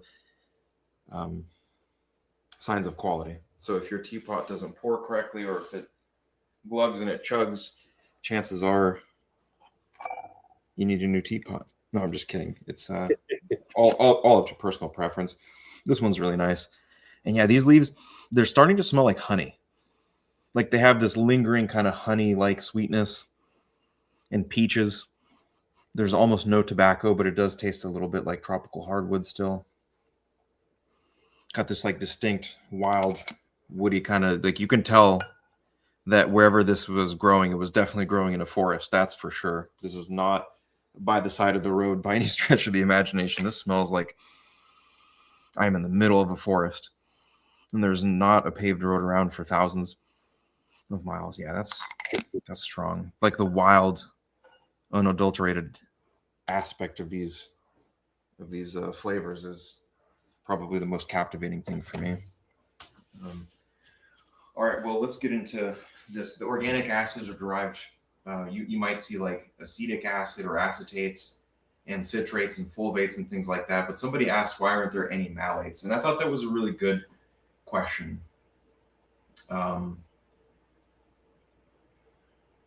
Malate is not just another organic acid. Malate is a very specific flavor of organic acids that sit very close to the photosynthetic machinery. So you can think of them as being products of the chloroplasts and how the chloroplasts work. So when the light is on and everything is dialed in, including the amount of potassium, I'm saying that specifically because potassium plays a key role here, but if you've got an environment that's dialed in and you have the proper amount of light intensity shining on the plants, they naturally produce malate coming out of the photosynthetic engines. And the reason that we don't want to disturb this process is because the way that malate is produced is something that's regulated by plants. During the, when the light is on or when the sun is out, the chloroplasts are producing most of the plant's energy. I mean, they're taking the energy of the sun and then producing carbon molecules, and then the mitochondria are burning those as like fuel. They're putting it into the gas tank and then breaking down certain products of what the chloroplasts are producing in order to kick out certain things like the precursors for amino acids. So the chloroplasts are really driving a majority of the energy production. And what we don't want to do is offset or disturb the balance at all. This is something that sits very close to the engines, the photosynthetic engines, and allowing plants to regulate it themselves. In our experiences, we've noticed that's a lot better of a pathway to take as opposed to feeding malates to plants. There is some benefit to feeding malates, particularly for C4 plants and for CAN plants. But feeding the other organic acids that we work with, like the acetates and the citrates and the fulvates, that actually, interestingly enough, also allows us to maximize the efficiency of the chloroplasts. So it's almost like the plants are able to max out their own production of malate by us, feeding specific acetates and feeding specific citrates to them. They kind of create a net effect where the chloroplasts and the malate itself becomes more upregulated, as opposed to us just plugging in, malate complexes and malate chelates. To some extent, we are making them too, because we work with the whole plants too, and so they're part of the natural organic acid profile. But it's not a very specific organic acid, and we chose specifically to exclude it because of this recognition that due to the proximity of how close it sits to the photosynthetic process, we can actually get better results by letting plants adjust and modify and regulate that process in real time. There's malate valves that open on the chloroplasts that export reducing equivalents out into the cytoplasm, and those serve as inputs for the mitochondria to become used for a variety of energy production or substrate production related processes in the plants. All of this revolves around the belief and the realization that plants do a much better job of regulating themselves than we could ever do by influencing malate ratios by feeding them those specific organic acids in high quantities or high concentrations. So I thought that question was really good because it's not something that we've really talked about too much in the past, but it certainly is something that I've thought about pretty extensively. Just this recognition that if you look at what malate actually is, it is a dicarboxylic acid. So we have acetate that's a monocarboxylic, meaning it has one carboxyl group, and we have citrate, which is a tricarboxylic acid. So we've got 1 and 3, and malate is the 2. So the question was so good here because it said, I see the 1 and the 3, but why did you skip number 2? And it's like, well, number 2 is the one that plants, they are in the business of doing this part really well. And if we flank number 1 and number 3, we can create a little sandwich where number 2, the plants have firm control of because it's so close to the electron transport chain, and they can figure it out for themselves. So, but what I will say too is for those of you who have been using our products for a while now, you've probably seen how fast plants can respond to deficiencies. Like if they're yellow, for example, and you spray them with a little bit of solar rain or even a little bit of CalMag fuel, neither one of those products have nitrogen inside of them. But if you spray those products, you'll notice the plants will green up pretty quickly. And that has something to do with chloroplasts and chlorophyll and the malate valves too.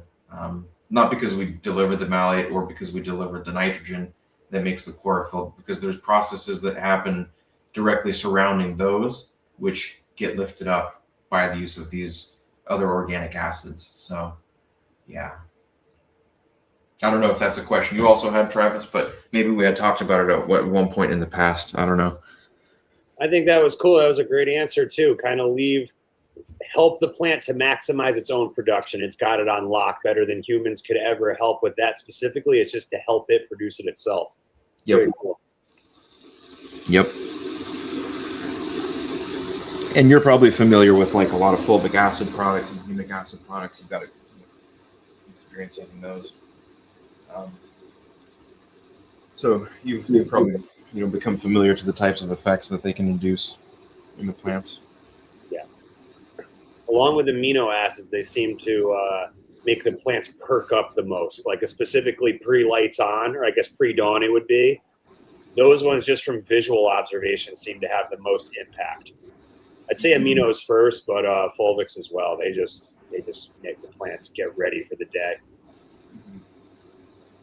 Yeah, and actually, it's a very natural and direct extension out of that for us to talk about the difference between nitrate and aminos. Yeah. There's two tea-related questions that maybe I'll just sneak in answers to before we dive into those. Do I continue the teapot with tea baths? No, I don't actually formally brew. Like, I don't have a tea boat where they make these like little vessels, if you will, like little mini cups or bowls that you can put a teapot inside of and then fill that up with hot water. And the idea is that depending on how thick the clay is or depending on how dense the clay is, it'll have different heat retention properties. So in some cases, like with red pu'er, for example, you would want to use a teapot that has a very high heat retention capacity, because you want it to stay warm and really extract all the flavorful compounds out of the tea leaves. In that case, I've got this little, vacuum thermos that I use right here. It's about 400 milliliters. And generally speaking, towards the end of my tea session, I'll just transfer the leaves into a thermos and, let it sit for a certain amount of time. It's something that works better with different kinds of tea than with others. And certainly depends on when exactly I do that. Like with the rock oolongs, I will brew them up in a little gaiwan, like 100 milliliter gaiwan, about 6 or 7 times. And then the last steep I'll transfer into a thermos and let it like simmer, basically, because they respond really, really well to being extracted in that kind of environment where the temperature goes down really, really slowly and the tea leaves stay warm for a really long time. But here, because this clay is a little porous, you may have noticed like I poured water on top of it and like it dries out pretty fast. It's like almost immediate. You guys can see it's very fast. Yeah. So to some extent, I like the heat releasing, the ratio between how much heat does it retain versus how much heat does it release. This is a nice little kind of a happy medium between the two of them. But yeah, I mean, eventually, like, if we weren't on camera right now, I would probably take these tea leaves out and transfer them into the thermos and then steep them for about 10 minutes as a final kind of kill steep, if you will. But not all teas respond well to it. You definitely want to be careful to not over steep or use the wrong kind of tea to do that, because it will have a very strong taste. In some cases, it's not the kind of flavor profile that is ideal to have at the end of the session. It's too concentrated, too flat, too bitter. Night Owl Seeds asked, what are the preferred rock teas on Tihong? Assuming they're not all rock teas since they have so many offerings. Yeah, I mean, you'll find a whole bunch of different kinds of tea. Rock teas certainly is one category. I would say check out the Cream Stout 2024 if you want something that has a really nice roast to it. In fact, I would say the Cream Stout that he's got right now, that 2024 harvest, is probably the best example of a properly roasted or a properly fired oolong that you can get for less than $3 a gram. I mean, it's so good, and you have to pay a lot of money to get a roast like what that one has right now. I've been around the block with a lot of very expensive rock teas. I've had 8 or 9 of the 12 original Da Hong Pao masters. I've had all of their Mato Yan Rogwei. I've had like the famous offerings that they have, and I gotta say the roast on that Cream Stout is just out of this world. It really is. The other one is the one that I drank, the Lily Eccentric from 2017. That one's a much lighter roast, but the way that it translates the flavor profile of the terroir, the specific region that it grows in, is such an authentic, clear depiction. Like you can taste the clay, you can taste the moss, you can taste the rocks, and it's just such a nice thing to be able to taste, because you're not tasting the roasting technique necessarily that someone has. You're not tasting like the cultivar specific nuances. Here you're tasting the specific region that's being grown in, and because the region is the authentic core production region, that narrow 4.5, 5 mile stretch, that's what makes it so valuable. So those two are really good. I would say in general, most of his teas, like I was saying, are really good. You can buy anything there, and chances are it's going to be a really good expression of that particular varietal. But getting back to the more technical questions here, we had somebody ask what is the difference between nitrate and aminos? And I thought this one was really good too. It kind of plays off what you were just talking about, Travis, because nitrates are oxidized forms of nitrogen. And the reason, so there's nothing unnatural, or there's nothing wrong with nitrates. In fact, C3 plants, like cannabis specifically, have become hardwired over time to be able to take up nitrate because it's rejected by a lot of other organisms. And the rejection has nothing to do with it being a harmful compound or toxic in small concentrations. In fact, it's quite the opposite. Most nitrates, calcium nitrate, magnesium nitrate, potassium nitrate, they're pretty benign.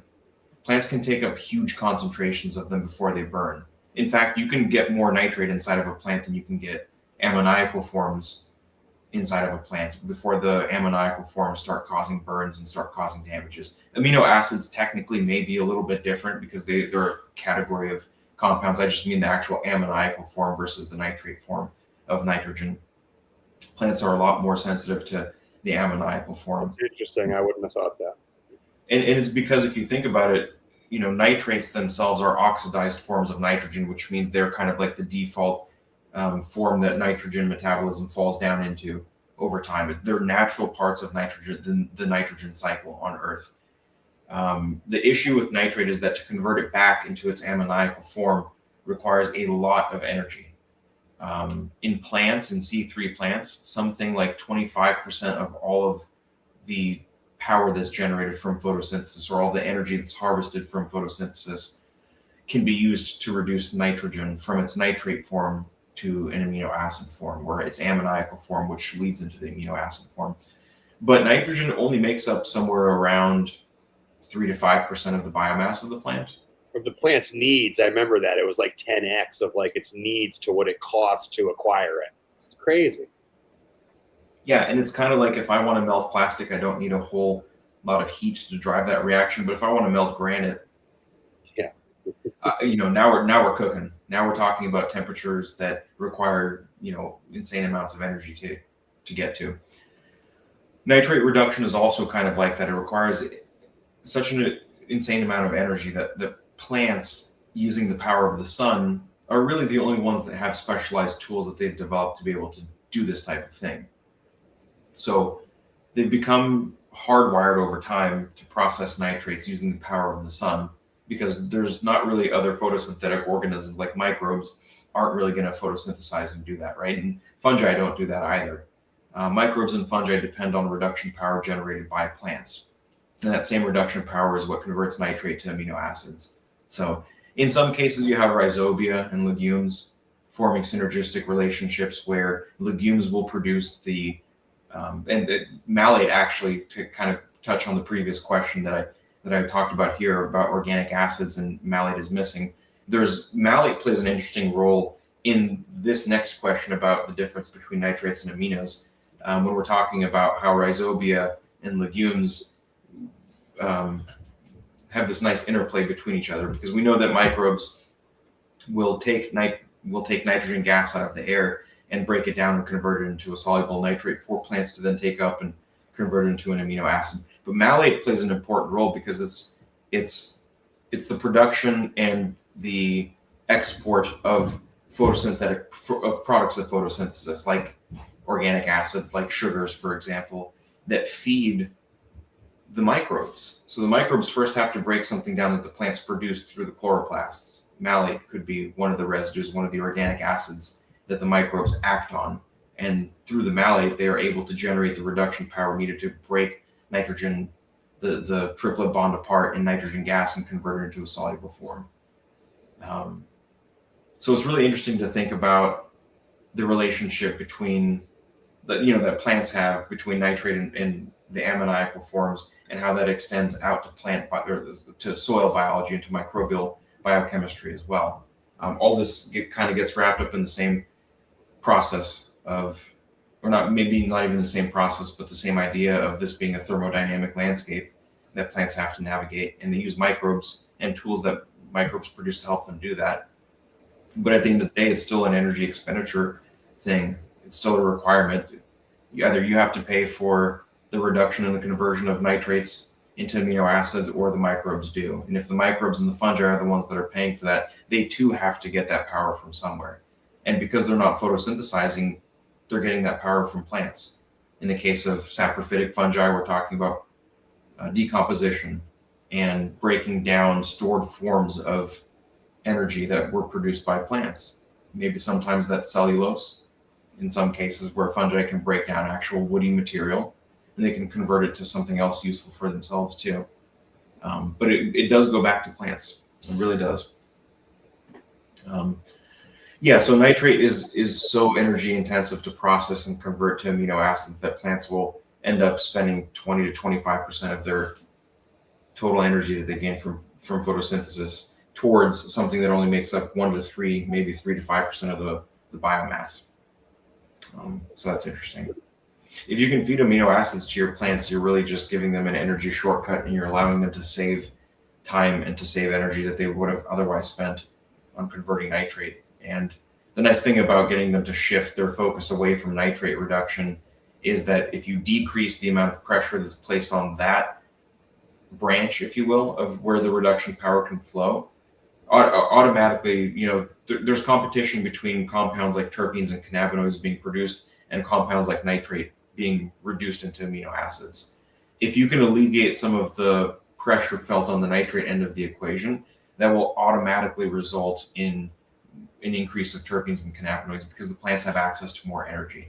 This is why in a lot of flower, and maybe their own immune system, I'd imagine too, and maybe the other things that we might not notice as an end product, but just for its own plant security. I don't know. That's where my mind goes. If it doesn't have to spend that much energy on reduction there, it could just kick ass in other ways in general. Yeah, and that's more or less specifically what it is. It's an energy threshold for the plants. If you can allow them to have more energy to spend on producing terpenes and cannabinoids, then chances are they will, because that's what they want to express. Amino acids being fed to plants during the flowering stage has this really interesting effect, and you might find this on some, like PK boosters might have a pinch of nitrogen inside of them. Chances are those PK boosters have monoammonium phosphate inside of there, usually a 1261-0 or an 1152-0 if you're buying it in a bagged salt form. But the ammonium phosphate form, the ammoniacal form there, you'll seldom find PK boosters which have nitrogen inside of them as containing nitrate. And if they do, it's the wrong formula, honestly. Nitrates will cause the plants to stretch a little bit. So if you increase and ramp up the nitrate load for plants as they enter the flowering stage, you're going to notice that they tend to shoot out a little bit more. Whereas if you feed amino acids to your plants at the beginning of flower, the node spacing stays tighter. And the flowers also develop in a more compact way. They end up having more of that classical characteristic Christmas tree kind of shape, where you have this distinct peak that forms.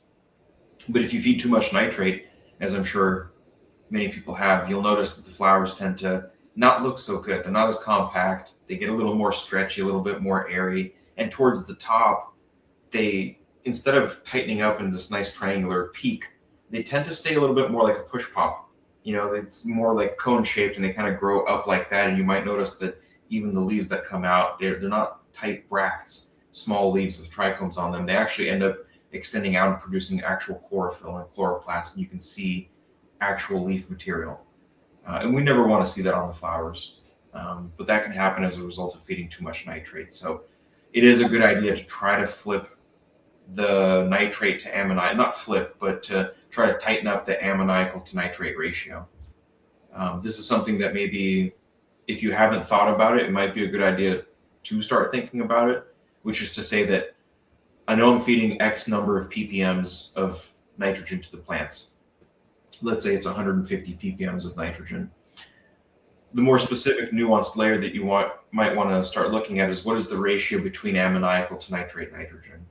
Because let's say I have a total 100 ppms of nitrogen that I'm feeding to the plant.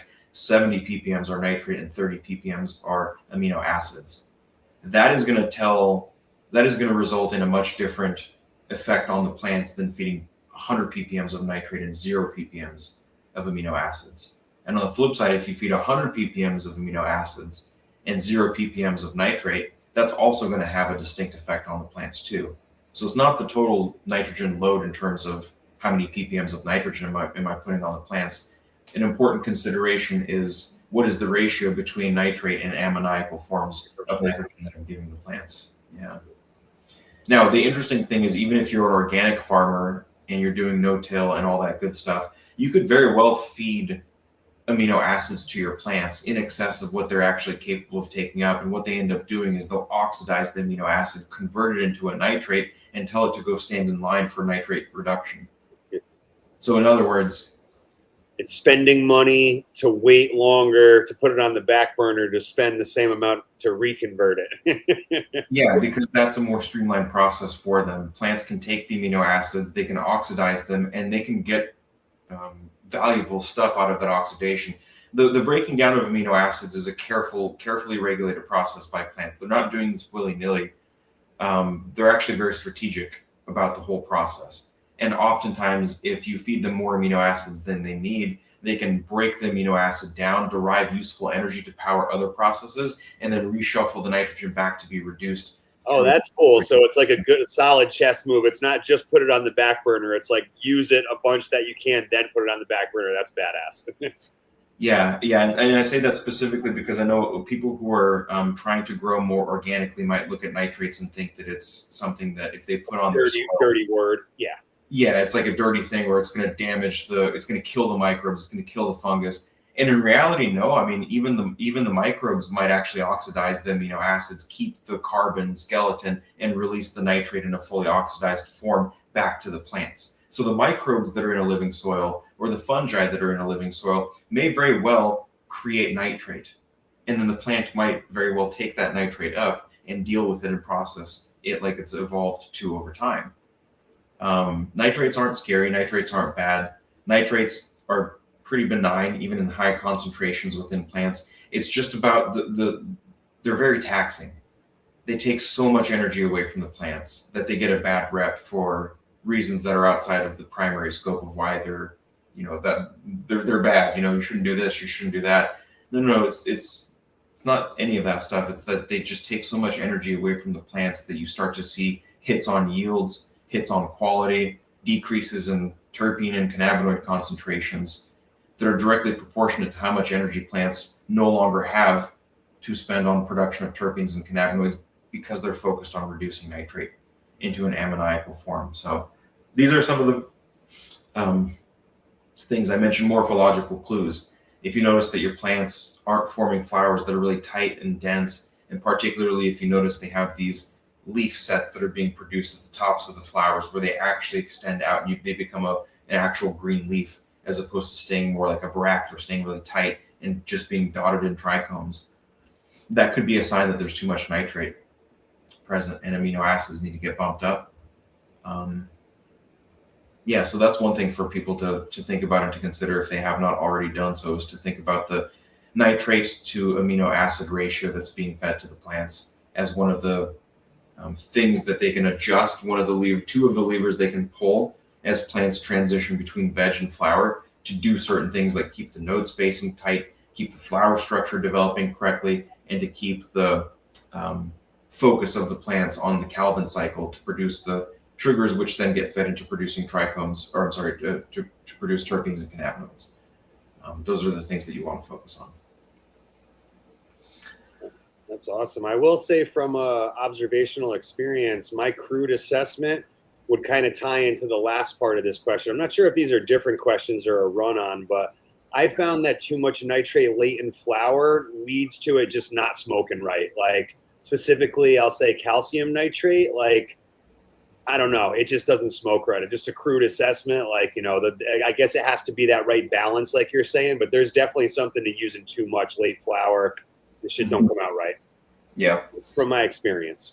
Yeah. And again, a majority of those types of effects can actually be explained by something as simple as where did the energy go? It's not like what is the specific final form factor, like what molecules are we talking about? Why does it taste like this? Or why does it taste like that? The general truth is like, look, the plants just got taxed. I mean, yeah, they made $100,000 in their salary, but they got taxed $90,000. So, yeah, they're operating on a budget that doesn't like make sense in the context of, like a lot of times people will look at the environments that the plants are in, like high intensity, tons of CO2 gas, tons of light intensity, and a very high EC feed. And really what that's like is like the plants are spinning their tires. They're not catching traction. Yeah, you're running a lot of horsepower, you're running a lot of fuel and a lot of spark, and you got a lot of air going into the engine, and it's producing a lot of horsepower and it's producing a lot of torque, but the wheels aren't catching. They're spinning, so the car's not moving. So I feel like a lot of growers run into this problem of not understanding why they have plenty of light coming in to the plants. They have plenty of airflow circulating around the room. They've got plenty of gas. They have the perfect EC with the nice, even if you have your perfect ratio of ammoniacal to nitrate, nitrogen, you've got your PK and your CalMag and et cetera fully dialed in. If the energy itself is not going towards the right processes, it doesn't matter how much energy is flowing through the system.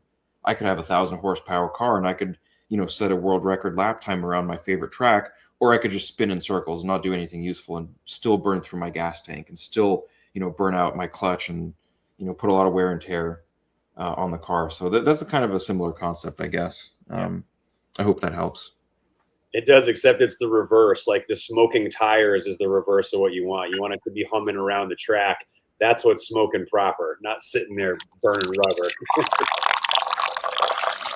Exactly. And in some cases, that metaphor is really useful for us because we can better understand how plants specifically slip the tires to go around a corner. Maybe like if there's a sudden drop in temperature, for example, plants can do this thing. We actually talked about it once upon a time. We described it as uncoupled mitochondrial respiration. And it's effectively the equivalent of plants intentionally burning their tires or trying to spin out so that they can position themselves a little bit different. Skunk cabbage does this really well. It'll actually flower during the wintertime. So in some areas, you might find like there's, a foot or two of snow on the ground in the swamp. And then all of a sudden there's like this one hole where it's melted and it's just water and you have a flowering plant. Skunk cabbage does this uncoupled mitochondrial respiration thing very well.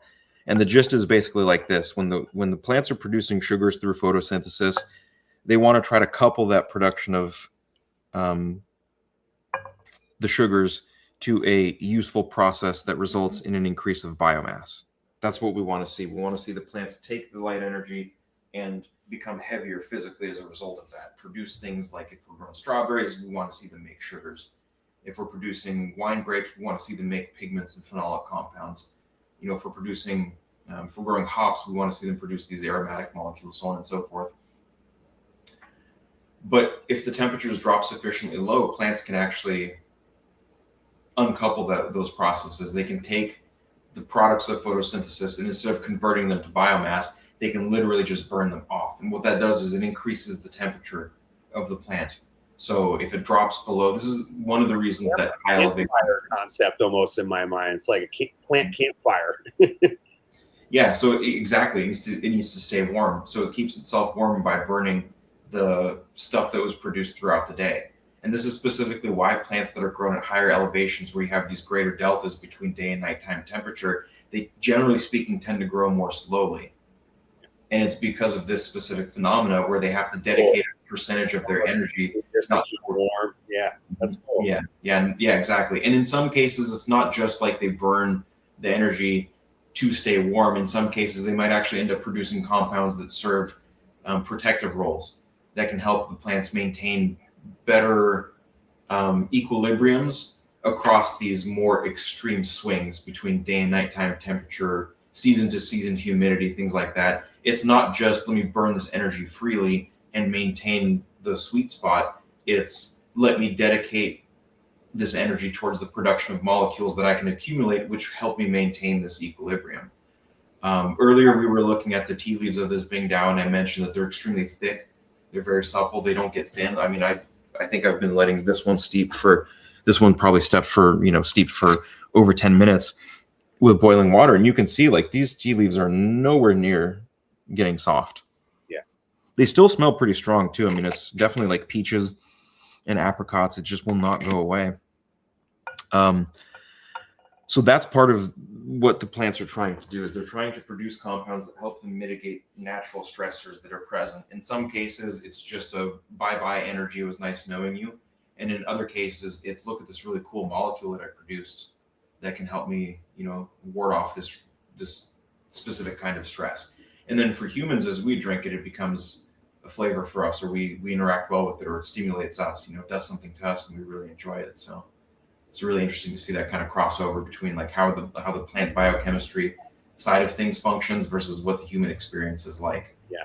I will say it seems like the human nervous system is an interface for the ecological function of these metabolites. In other words, plants are producing compounds like catechins and flavonoids and even terpenes and cannabinoids to some extent for their very own plant-centric, sort of greedy, like self-centered, like I'm doing this for me. It's a very selfish kind of thing.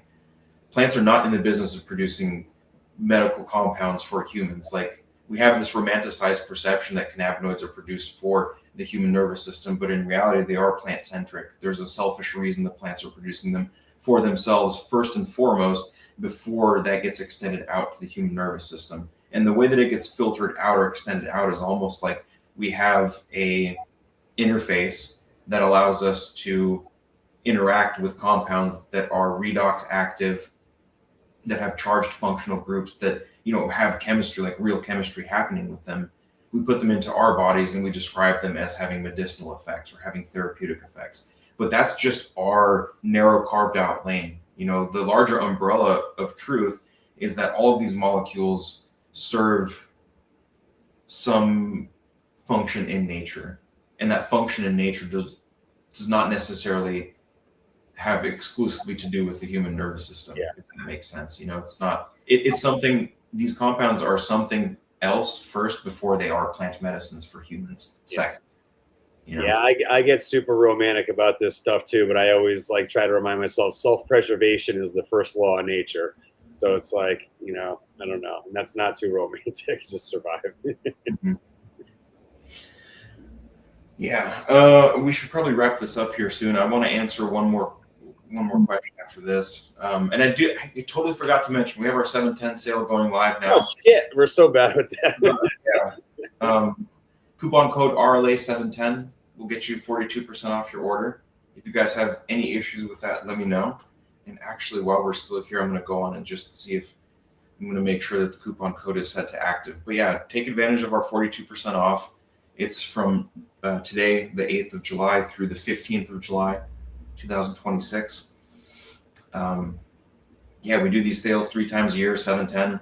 It's kind of the, the one where a lot of people that are growing outdoors. So if you got plants that are outdoors, if you got any garden vegetables that you're growing outside, definitely take advantage of the products, because they'll make big differences, especially for plants that you can't necessarily increase the CO2 concentrations for. All plants outdoors, for example, carbon is the #1 limiting factor for them.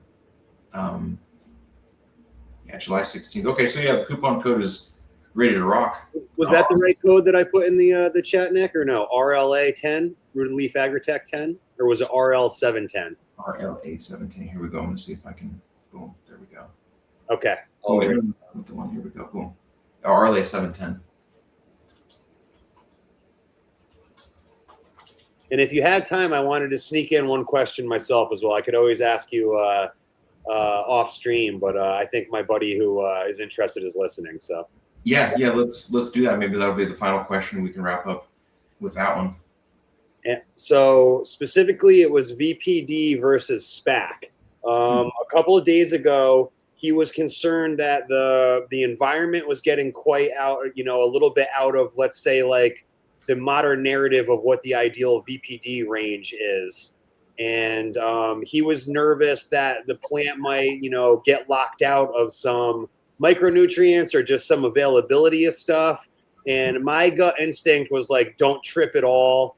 Like, and so the adjustment was to raise the humidity up a little bit, from where it was. Let's say if it was at like low 50s, it was to raise it to high 50s or low 60s. And I remember you said quite the opposite. It was like, if anything, get it down to low 40s, mid 40s. And I think the math was like 1,000x between the impact on the plant with SPAC compared to VPD. So my big takeaway was to like almost not pay attention to VPD anymore. I don't know if that's kind of like the point you were making when you were going through that, but I almost disregard it since then. Not that I ever really regarded it much anyways, but I guess the question is, would the environment, a little bit more humidity, have a negative impact? Or like, I don't know, like, should we be following the VPD so religiously? I guess that's the best question. Yeah, it's a good question. Certainly worthy of a full conversation in and of itself about the soil. Yeah, we could always do another one. There is a focus on VPD that I think is well deserved and it's warranted, because if you modify this, it has this variable. I mean, it has a great impact on the way that the plants perform. But when we're looking at the pressure regimes, I guess you could say, because with soil, typically it's like water potential is the thing that we're talking about.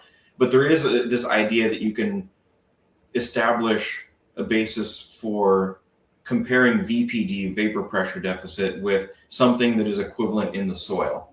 And this goes to the point that you mentioned. There's something like 1,000x conversion factor. Usually what I think I'm hearing you say is that there's a pressure regime in the soil that could be measured in kilopascals, just like we measure VPD and KPA, kilopascals. So we have to first figure out, how do we talk apples to apples? If we're looking at what happens in the soil with how it releases moisture, we want to try to figure out the pressure regime in kilopascals. And when we're talking about vapor pressure deficits, we want to try to figure out the language in kilopascals too. So KPA is typically what we refer to in VPD as. Let's say we have both of these in the soil and in the air. We have both of these set at 0. What happens in the soil is 0 represents field capacity. There's just no more moisture that you can put into the soil. If you put any additional moisture, it's going to run through, right? So the soil has this pressure regime that it reaches its saturation or its field capacity, and then from there it wants to release moisture to plants. So it goes away from 0 in the negative direction. We start off with 0, which means we've just watered the soil and it's become fully hydrated and fully saturated. As the soil dries out, the pressure actually drops below 0. We start moving away from 0 in the negative direction.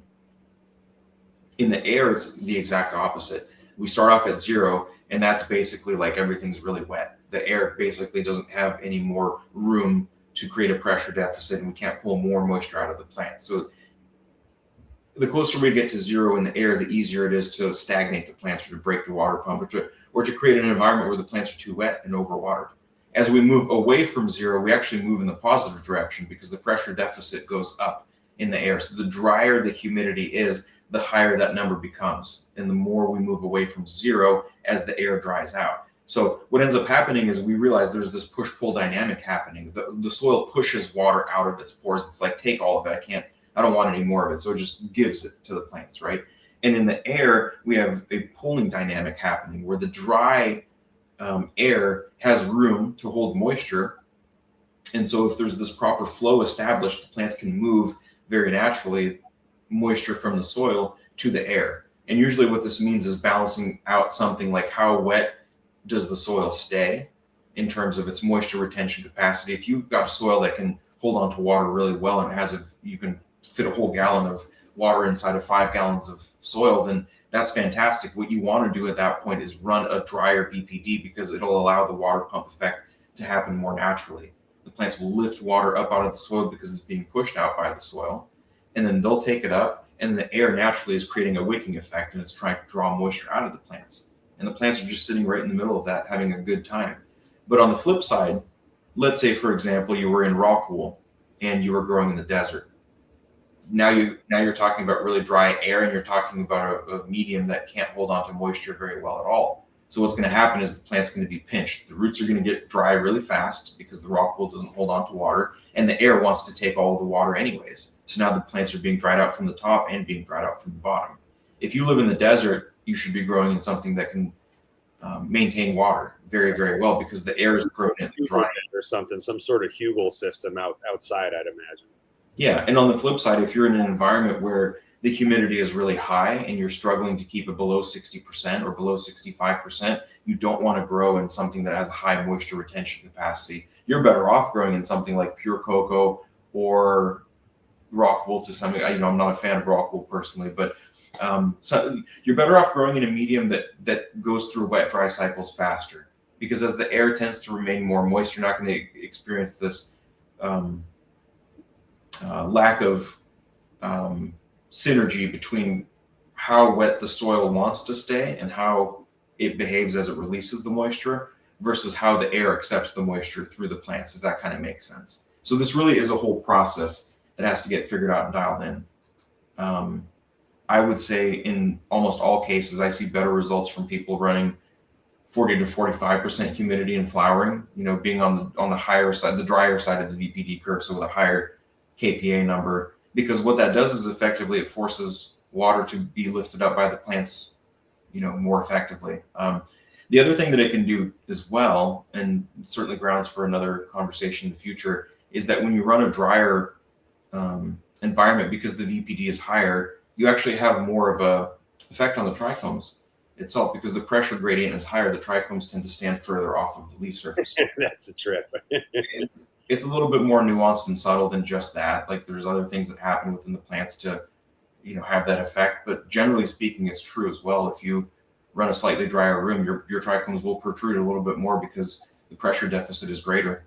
There's a pressure deficit that is causing stuff to be lifted up, and usually we keep strict boundaries on describing this pressure deficit as just being related to the flow of water through plants, but there are other more subtle effects as well, and one of those subtle effects is definitely that the morphology of the trichomes responds.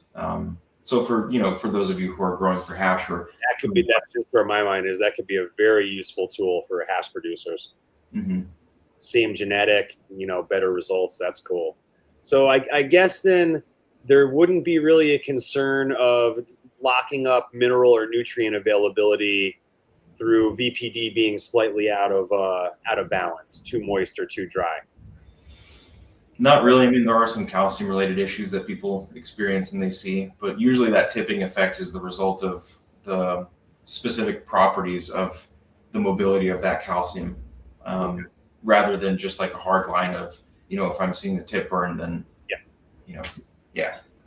Okay, that's cool to know. I'll tell the homie for sure. I think that was one of his specific concerns. You're the man. I didn't get nearly high enough off this coffee. I'm jealous. Yeah, my heart's beating and I'm still sweating. Yeah. My buddy who was in the chat earlier, Night Owl, we've been doing a lot of the co-fermented coffees recently. Some amazing terps. One of the peach one is so good, and I imagine that he's already ordering some of the teas that you recommended. So I'm super excited. I know some brews are imminent. Nice. Yeah, and if you guys want recommendations for some of the specific ones, I'd definitely be. I do. I'll probably hit you up offline and see. I think he wants like a mystery pack. Like, what's the beginner 5-pack? So yeah, I'll hit you up and get some more details for sure. Awesome. Cool. Yeah, let's wrap this up. There's a couple of outstanding questions, but I would encourage people, if I did not answer your question, reach out to me on Instagram or come join the Discord. We've got a lot of cool stuff happening in the Discord. Come check out the community. It's free to join. You don't really, you don't need to spend anything, and the knowledge there is pretty good overall. We have some great conversations that happen. So yeah, if I didn't answer your question, feel free to reach out to me. Hit me up on Discord, and otherwise I'll see you guys here in a couple of weeks. We'll do another episode. Awesome. Thanks for having me, Nick. Great episode. Feels like the old days. Good vibes. Good vibes, man. I appreciate it. All right, everyone. I'll see you guys in a couple of weeks.